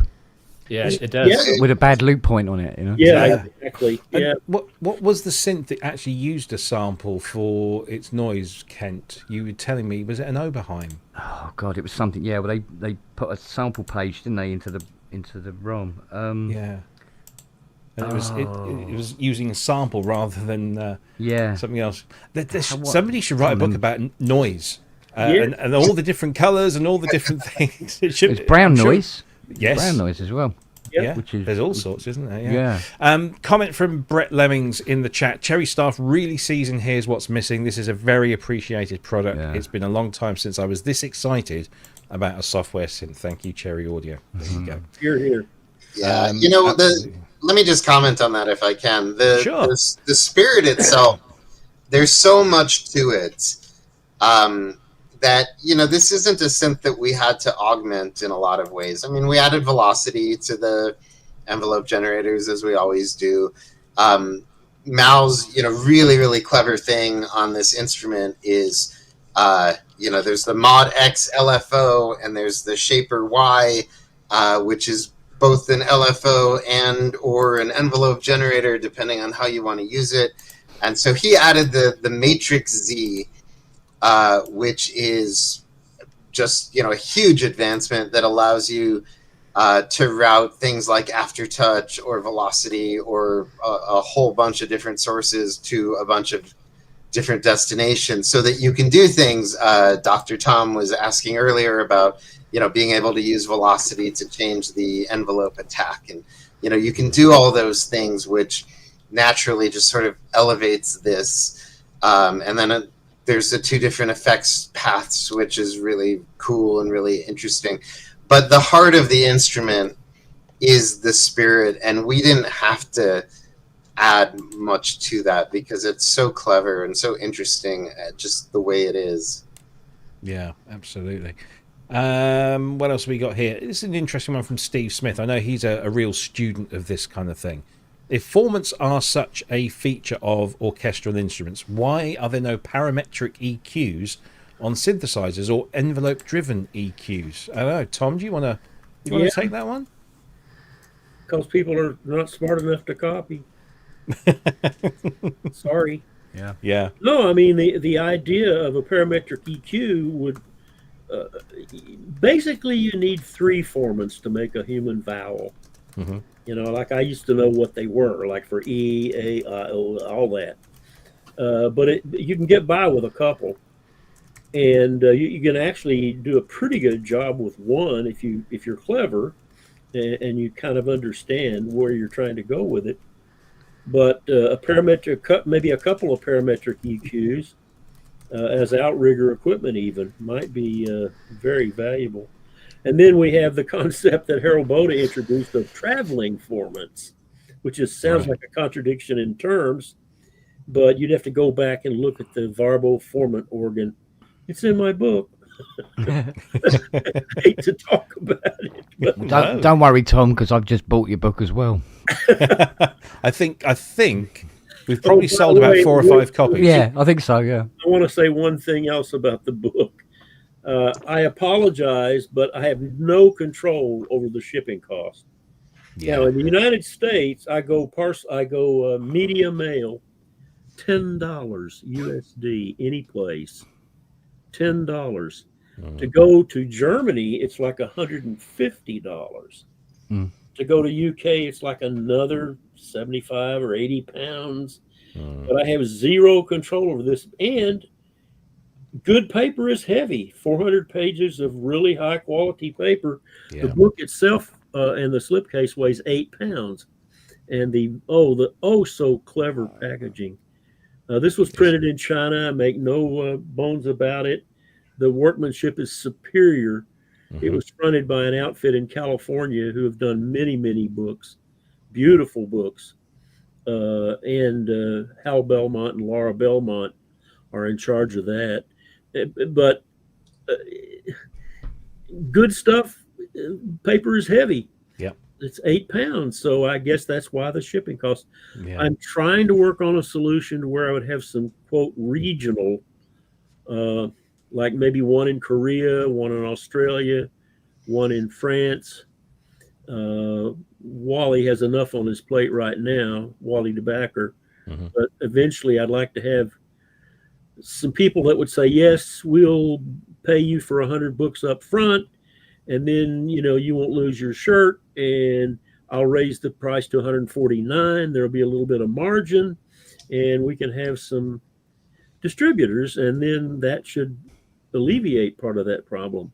But I have zero control over shipping costs. I wouldn't worry too much about that, Tom, to be honest with you, buds, because it's one of those things that it's just an inconvenience that has to be, if you want something, you have to put up with the inconvenience. I mean, I've just bought a £65 Mustang door from California. Wow! And the door was $700. But to get it to my door, it's costing me $2,300. Oh, wow. Word. That's crazy. I think it's been sent by Concorde in a gold-plated case. Maybe some people don't remember the Concorde. I think. I think we're all. It used to fly right over here. Yeah. Nice and slow. Yeah. Heathrow. I know, Tom. 2 hours difference, 4 times the price. Yeah. Because when you sent me my copy, you also sent me a couple of other copies just to consolidate that shipping to distribute here in the UK. I've still got Mr. Waitman's copy here, so it's ready and waiting whenever. I can't reach him for some reason. Yeah, I know he's in touch. He actually gave me a advanced praise quote, which I used on the book. Yeah, that's right. A lot of these famous guys, they have a perimeter around them, and I don't blame them. Yeah. It's like, who is this Tom Rhea guy? Yeah. But well, I know so because he lives locally to me. So I know I've been trying to kind of do the same, but like you say, there is kind of a fence an impenetrable fence that you can't get over sometimes. Especially if you're not someone that they're aware of. If I just turn up and say it's Rob here from ProSynth Network, will go, who? So whatever. But don't worry, it's still here, so it's ready and waiting whenever that happens. It's here. Just conscious of the time, we've got about 20 minutes left here. So if you've got any more questions for our amazing panel of people here, please do. Here's one from our good friend Craig Frustashi over there at the Bob Moog Foundation. This one is, I guess, for Dan and for James and for Mal. How does it feel when an artist like Michael Whalen releases an album made entirely with Cherry Audio plugins? Is that a bit of a buzz? It's very humbling. Michael Whalen's award-winning artist. I guess his new album is called Two Shores. It's Michael Whalen and Jim Chemo West. I just found out a few days ago that all the synths and apparently the Wurlitz are on this album are all Cherry Audio. And this is a guy that can use anything that he wants. I mean, he's got a DX1 and a studio full of amazing stuff. So yeah, it's incredibly humbling. It's as humbling as it is to have Crumar put their name on our instrument or to be on a panel with Dr. Tom Rhea. I mean, all this stuff is just amazing. And I don't know what else to say about it. It's just, I love that, you know, people are appreciating what we're doing and using these instruments. And I love that we're taking these, you know, these really amazing bits of history and introducing them to a new audience, and people are embracing them and making new music with it. I love it. It's everything I could dream of. Absolutely. James, what do you think about when you hear an artist is doing like an entire album using, I mean, not only just Cherry Audio plugins, but when you hear, I mean, you must have designed so many sounds that you're either told that they're being used somewhere or you hear them being used. What's that feeling like when you know you've created a sound that has inspired an artist to make some music with it? It's interesting. It's something I didn't even really think about until it started happening. Back with the sequential stuff, people like Tom York and James Blake were using these instruments, and I'm sure that they made their own sounds. But I recently talked to James Blake, and it was kind of like, I mean, I'm kind of a fan, and it was just cool to see someone using your sounds. So like Michael Whalen, I met him through Dina Perlman. He doesn't really know me, but we were at NAMM and he was playing, and she brought me over to him, and we watched him play at the Casio booth. And he's an incredibly talented guy, and to see someone like him or have someone be so like involved in the company and support what we're doing and just like the stuff and use it, it's, you know, it's impressive, and it makes me feel good for sure. Yeah. And Mal, you know, as somebody who makes these synths usable by, you know, laying out the design and putting these controls, do you get a little bit of a buzz from that kind of thing? Well, I'm just a lad from Streatham, South London. So, South London. So this is it's amazing to have a hand in stuff that people are using, and you know, it's great. Yeah, cool stuff. Brilliant. Can I make just a quick observation? Sure. So for the longest time, we've talked about how, you know, many of us sound designers and all the guys in this chat, we're all hardware guys, right? We all like being able to physically grab hold of knobs, and I've kind of I'd seriously have shied away from software just because it's not the same experience. I've got to confess that the last 3 or 4 releases, well, more than that, since the PS3300 probably, of Cherry stuff, I use those plugins all the time, and this one is just unbelievably engaging, and the screen kind of disappears.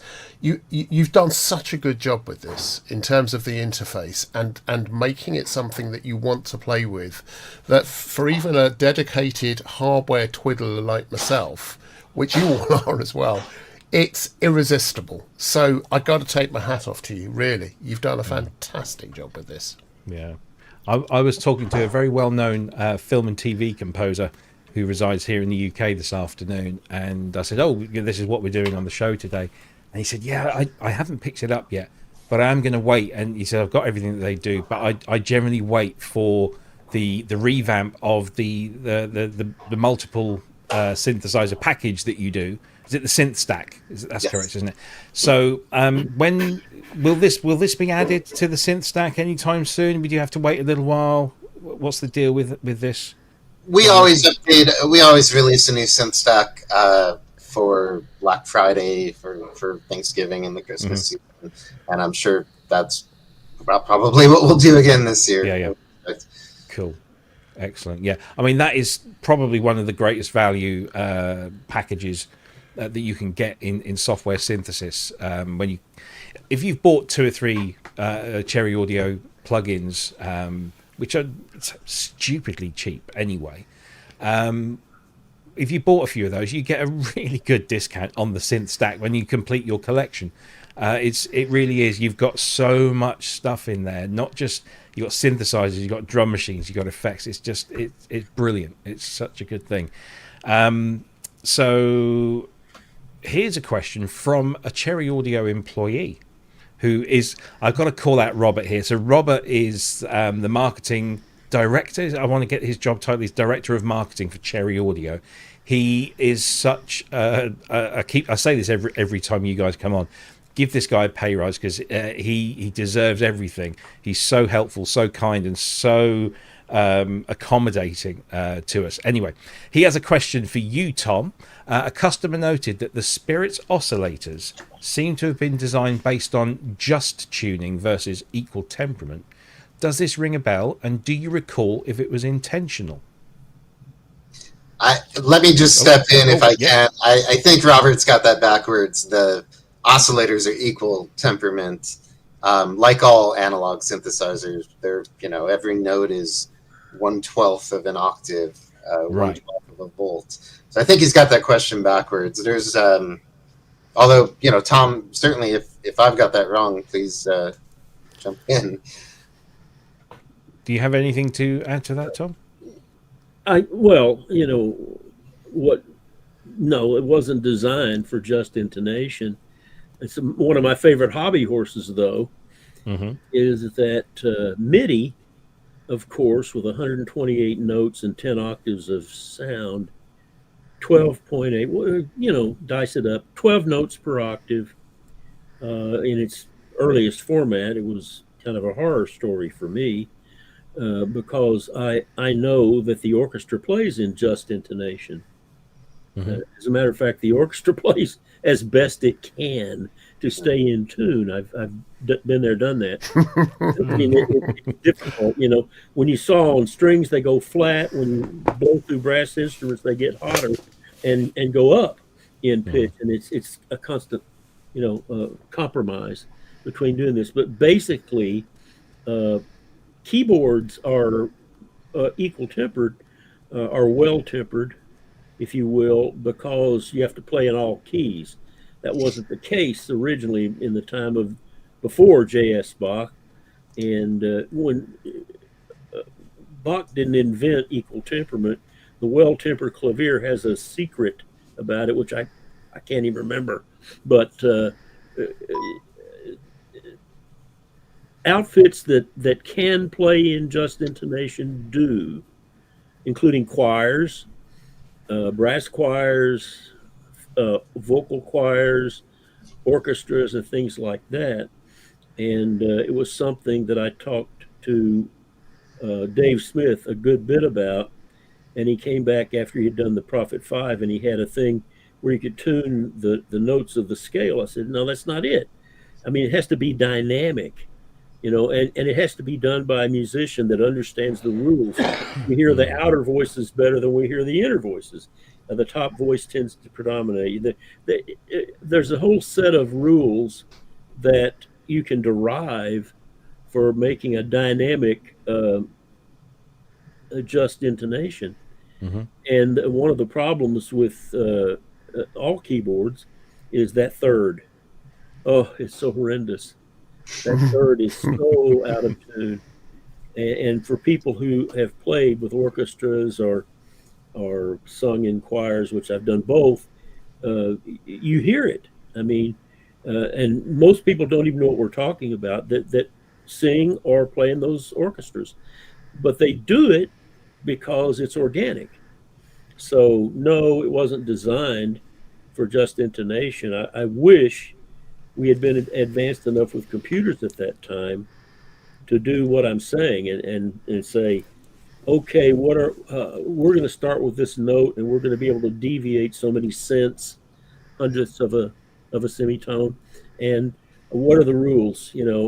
If I'm playing a note, if I'm playing it a long time, it's kind of established itself. I can't mess with it too much. If I'm on the outer voices, in other words, there's a whole litany, if you will, of things that would come into play when you were thinking about, why don't we make something that sounds not like a keyboard? Because no matter what you play on a MIDI keyboard, it sounds like a MIDI keyboard because it's out of tune. Tom? Yeah. I remember when we were... you probably don't know this. I used to work for EMU Systems. No. Yeah, I know. No one knows. when we were doing the Virtuoso, and before that with the samplers, but just the Virtuoso ROM, which was samples of a real orchestra, and particularly with the brass. I remember when we were when the demos were being done for that, one of the things which became really apparent very quickly was thirds just didn't sound right. Orchestra, you could play the thing and it just sounded awful. Yeah. And so all of the EMU stuff has microtonal scales built in, and all the orchestral demos tended to be done as just because it sounded right. It suddenly sounded like a real orchestra, rather than an out of tune something where everything's beating. So I absolutely get where you're coming from with that. Yeah, I didn't know that. I'm heartened to hear that. I've fallen away from the industry. I mean, you don't teach 6 to 8 preparations a week, which I was doing at Berkeley for a number of years. Even as assistant chairman, I was in the classroom 8 hours a week. It's a great place to be, Berkeley College of Music, but they got their pound of flesh. But, the thing of it is. Yeah. I just want to say a big thank you to the Hand of Lenin, who has donated once again. Thank you ever so much, mate. Look forward to seeing you hopefully at some synthesizer show this year. There's Bristtronica coming up in about a month's time, so we're getting prepared for that. So thank you ever so much for that donation. Also to Homegrown, Steve, as we know him, apologies for his absence. He's on a night out. He has a letter from his mum. He's on the lookout for a dog to feed it to. See you on the catch-ups. Thank you very much for your donation, and as always, your inimitable humour. Thank you for that. I have one last question, and I guess I'm going to direct it to our esteemed guest, Tom, first of all, but if any of you also want to chip in, the original Spirit came out in 1983, which was, as we all know, was a very pivotal year for synthesis, because we saw the emergence of one of the greatest synthesizers of all time, in my opinion, the DX7. I mean, that was the watershed moment. Obviously, there had been digital synthesizers before that, but they were either expensive or very large. And now we've got this amazing instrument that is 16 voice polyphonic. It's digital. It's clean. It never goes out of tune. And the Crumar Spirit really it struggled, as many others did, but it struggled. And I was just wondering, Tom, do you think the reason that it didn't maybe do as well as many other synthesizers at that time was down to the dawn of the digital revolution? Or was it because it was a monophonic synth in what was predominantly becoming a polyphonic world? Or were there other factors to it? Was there a stigma attached even because it was an Italian synthesizer? And whilst the Italians are well known for their organs and their pianos and other things, they weren't necessarily, apart from maybe the Elka Synthex, they weren't probably well known for that kind of thing. What do you think caused the Crumar Spirit not be as successful as we all currently think it should be? All of the above. Yeah, good answer. The build quality, frankly, from Crumar was not so hot. Mm-hmm. They had problems. And monophony had been sort of abandoned by a lot of people. The DX7, in my opinion, the reason the DX7 was a huge success was it replaced the Rhodes and didn't go out of tune, and you could play that tine piano sound. And that's what millions of people wanted for the Ramada Inn and all the gigs and that. But to me, when I analyze, okay, FM, the reason we were talking about articulation, when you have one of those, I forget what they call them, a patch, it's got 6 operators, and you can have an operator pair, and they could be very different sounds. So you had a beginning, middle, and end. When you had an analog synthesizer, VCO, VCF, VCA, you didn't have enough circuitry to have a beginning, middle, and an end. It became a kind of a monophonic, monotonous sound. In other words, the articulation characteristics of the DX allowed a beginning event that could go away quickly, like the tine, piano, and then another sound that would come in, and then a way of ending.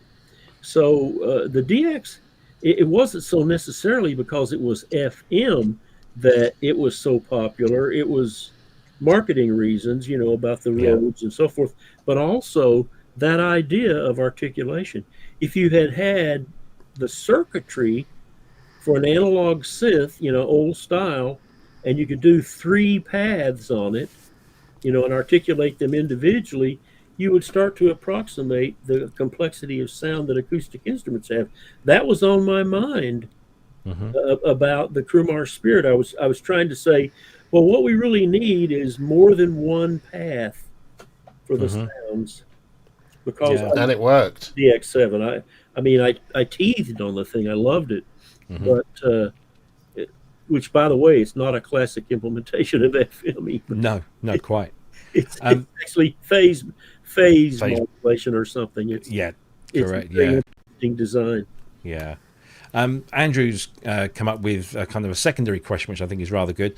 Would it have sold better had it been branded a Moog synthesizer, or maybe even another Moog? But if that thing had it been the Moog Spirit, do you think it would have done better? Yeah, I think so. It carries some weight, doesn't it? The distributors didn't exactly do it any favours either, especially in this country. No, it wasn't pushed very hard at all. And at the time, Crumar weren't known for producing that kind of a synth. It was it was it was a bolt out of the blue. So I think it was a shame it wasn't co-branded, made by designed by Moog, something like that. I have an amusing story about the aftermath, if I may. Of course. Yeah. You see this nonsense online. I mean, people just make things up. Yeah. Somebody on a very respected site, I won't even mention who it was, I think it may even still be there, they had it that when Bob Moog and Jim Scott and Tom Rhea finished the Crumar Spirit, they were so exhausted they vacationed in Italy together.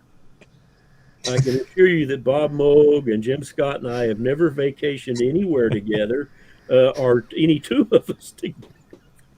That was given out as gospel. Yeah, that's the internet for you. Yes, God, there are a lot of idiots out there, and all of them have ASCII keyboards. So, Yeah. Yes. Very true. I need to draw things to a close. So before I do that, what I want to do is put out some suggested viewing stroke reading for our listeners, viewers even. I know some people do just listen in the background. We are pleasant background noise, I've been told. So first of all, I want to make everyone aware of, and I'm going to keep everyone on screen, just throw this out there. So first of all, the main reason we're here is, of course, Cherry Audio's recreation of the Crumar Spirit, which is a brilliant synthesizer. Please go out and get it. cherryaudio.com. It's the place you need to go. You can buy that there. It will cost you 59 of your American dollars or your European euros. I believe the British pound equivalent is about 51, so it goes through if you're going to do that. You can also buy directly from Cherry Audio an extra bank of 100 sounds by that bloomin' James Dyson, because he's always getting around. He's done a pack called Spectres. It's 100 extra sounds for the Spirit. It's $9.99 over there. And don't forget that we've also got our own pack of presets, which is this one here, the PSN Spirit Collection, which is a combination of him again, James Dyson, and him again, Andrew Longhurst. So they put this together. It's 71 presets, odd number, but it's good. It's 71 that you didn't have before. And you can get that completely free of charge, so to speak, if you are a subscriber on our Patreon page or our YouTube channel membership tier. So that's why we're here. That's what we're doing. I also want to point people in the direction of the Crumar website, because Crumar was resurrected and is still going and making some really cool stuff. So there's the Crumar Spin It organ, there's the rotary simulator, there's loads of things in there. So if you're looking for some great high quality Italian organs and other instruments, you can go there and find out all about them. They've also got a dedicated Spirit website, which is simply crumarspirit.com, and there's lots of information about the instrument there. There's the history, there's links to the Heimbach video that James mentioned earlier, and lots of other things on there as well. So there's some really good, useful resources over there. Now I want to bring you or bring your attention to, as we've said before, Tom Rhea's book, Electronic Perspectives, Vintage Electronic Musical Instruments. It's a beautiful thing. I think we've probably sold about 5 copies through plugging it here today. Put it on your Christmas lists if you haven't got it already. Go out and buy it now if you can. It's just a fantastic thing. You will not regret it. And you can go to electronicperspectives.com, learn all about it, watch some interesting video content there as well. And of course, there is the YouTube channel that Tom mentioned as well, which is Electronic Perspectives. Lots of great content over there. I love that picture of you, Tom, with your hand behind you tied with a pipe in there. It's just an enigmatic picture. It's really good. So you've got that there. But there is also another website that Tom is associated with, and that is his own drtomrhea.com. And it's a brilliant resource. There's also a link to the Electronic Perspective store as well. But if you go to the resources tab and scroll through, can you see the little bar on the right hand side there as I'm scrolling down? You can see how much stuff there is on here. PDF files, there's link to music, there's all sorts of great things in here. So this is a real treasure trove of stuff that Tom has put together over the years, and we thank you from the bottom of our hearts for all of this. It's really precious stuff, and we're very glad that you've made it available there. So please go and check that out.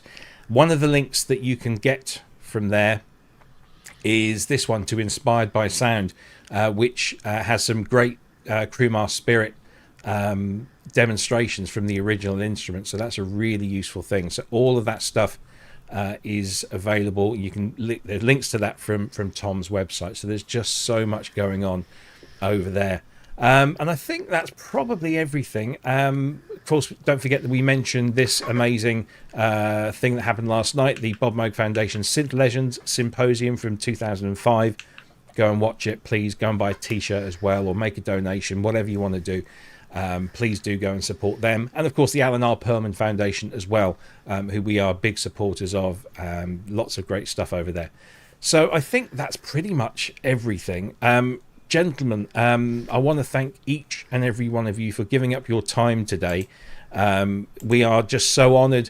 We're always honoured to have the Cherry Audio people, and we love the fact that you come onto our show every time you have something and you talk to us about it and tell us everything about it. And I know that our audience love you for it. Congratulations on what is, I've been told, a very successful release, and long may it continue. And we look forward to the next thing, whatever it might be. We won't press you on it. We never do we? We never do that sort of thing. There's a thing from from Andrea Agnoletto. Thanks for this nice evening. What are you doing is very important for the community and the industry. Yeah, absolutely. And we're honoured to have you in the chat. Of course, Andrea is the man behind the current incarnation of the Crumar company. So thank you for joining us, and thanks to everyone that's joined us. We've had some remarkable people over there in the chat, and all of the regulars too. We love having you back. Tom, listen, we've gone over our 2 hours today, and I still don't think we've even scratched the surface as far as you're concerned. So what I would like to do is publicly invite you back some point soon, and maybe we can have a couple of hours of just talking about everything. And we might have to do more than 2 hours. I don't know if you want to do that, but we'd love to have you back on. It's been a real honor to have you, and I know that my IQ has raised a few points today just by listening to everything. So thank you very much on behalf of our audience. One further thing. Please do. I am so heartened and so thankful that everybody on this live cast has participated and been instrumental in bringing some ideas, I think, that are quite useful to musicians out of the dustbin of history, as they say. Thank you very much from the bottom of my heart. Thank you. Absolutely our pleasure, and our honor. And thank you for literally everything that you've done over the last 50 odd years. It's enriched our industry and our community. And like I said, I certainly feel like I've learnt stuff today, and I'm just indebted to you and the work that you've done. So thank you. Mal, James, great to see you. James, we need to see you more often because you do amazing work. Thank you. Berlin next year, are you coming back? I'm still deciding. I may have to have another surgery. And if that's the case, they won't let me fly for like 6 months or something like that. But we'll see. If not, the next year. Yeah. Mal, you got any plans to come to any synthesizer shows, either in the UK or abroad? Oh, I'd love to, yeah. But schedule is such that I'm here. Yeah, true. Well, look, we'd love to see you around, and we'd love to see you again soon. So, obviously, I'll actually be back in the UK. Oh, okay. Yeah, in first week of October. Okay, let's bring Dan and James with you. Yeah, I'd love to go. I heard Dan's quite small. We can pack him into a suit. I'm sure we can. Listen, thank you to Cherry Audio. Everyone that we deal with there is just an absolute gem. We love having you on, and thank you for your support. We really appreciate it. And to my two psychics, even though one of you was late and you didn't have a letter from your mother, we'll let you off this time, Ken. And to Andrew, I didn't know I had to provide one. Of course you do. Oh, well, I'm sorry. Sorry, you sir. won't get paid. Won't happen again, Otherwise. sir. You won't get paid. Can I make a request? Yeah, go on then. Can we have Dr. Manny Fernandez come on the show one day? Just appear, dressed in traditional Spanish gear, just going, "My name is Manny Fernandez, prepare to die." Just once. Just once. Or even in his dentist's whites or blues. Better still, with a drill. Yeah. With a drill. You should say, Prepare to die. we don't do no stinking bad. Badges. We should get Tom and Manny on, and it can be Doctor, and we can have the Thompson twins. Yeah. You sound I like can play the Puss in Thompson Boots. twins. Yeah, play the Thompson twins. Yeah, brilliant. Yep. So much we could do. So much It's we a could deal. do with that. Book it. Indeed. So listen, thank you everyone. I'm just going to go away and just have that kind of warm, glowy feeling that we've just had a brilliant 2 hours. I hope you've all enjoyed it. Don't forget, we are not the only synthesizer show out there. There are loads of really great people out there doing some great work. First of all, tomorrow morning at 10 a.m. UK time, Andy Synchrotron will be doing his 2 hours of droning and improvisation, which is just brilliant. It's a great way to start your Saturday mornings, as Ken will attest. Then Ramsey is not doing his live stream at 2 o'clock UK time tomorrow. So Ramsey's based in Perth, Australia, and he does a show every 2 p.m. UK time. He's not going to be able to do his live show, so he's going to be playing, I think, one of his albums in its entirety. So if you want to go and listen to one of those things on his show, that's what he's doing this week. But do go and check him out every Saturday at 2 p.m. Lots of good stuff, especially if you are into your modular, which we don't tend to do a huge amount of here, but he makes up for that. So we're happy to let him do that. I don't think Jamie's back doing Geosynths just yet, but I think he's back next month. So I hear, although he's got some new sound libraries out for, what was it for? Was the Prophet 5 or Prophets. No, hang on. No, it's called Prophecy, but I thought that it's for, I can't remember. Was it the Prophet 5? I can't remember. He's got new stuff. Go and check it out. It's all good. So loads of great stuff. And don't forget Sonic State on Wednesdays with Nick Batt. So please go and support all of those channels. Give them a subscribe and a like from us. And they'll definitely appreciate it. And on that note, I'm going to bid everyone farewell again, to Dan, to James, to Mal, and of course to Dr. Tom Rhea, who we've been honoured with his presence today. Thank you so much for joining us. We will see you same time, same place next week at 7 p.m. UK time. I'm not entirely sure what we've got planned. Hopefully there'll be a bit of news. It's been very quiet, but we'll have something for you nonetheless. Don't forget, if you haven't already sent in a Synthspirations video, prosynthnetwork@gmail.com. Please send those in, because we'd love to show them. Dan, James, Dan, you Mal, owe us one. come on. Yeah, come on, you guys, you owe us a Synthspirations. Anyway, thank you all, and have a great and safe weekend. If you're in the UK, enjoy the extra day, and we'll see you all very, very soon. Take care, everyone. Bye-bye. Bye.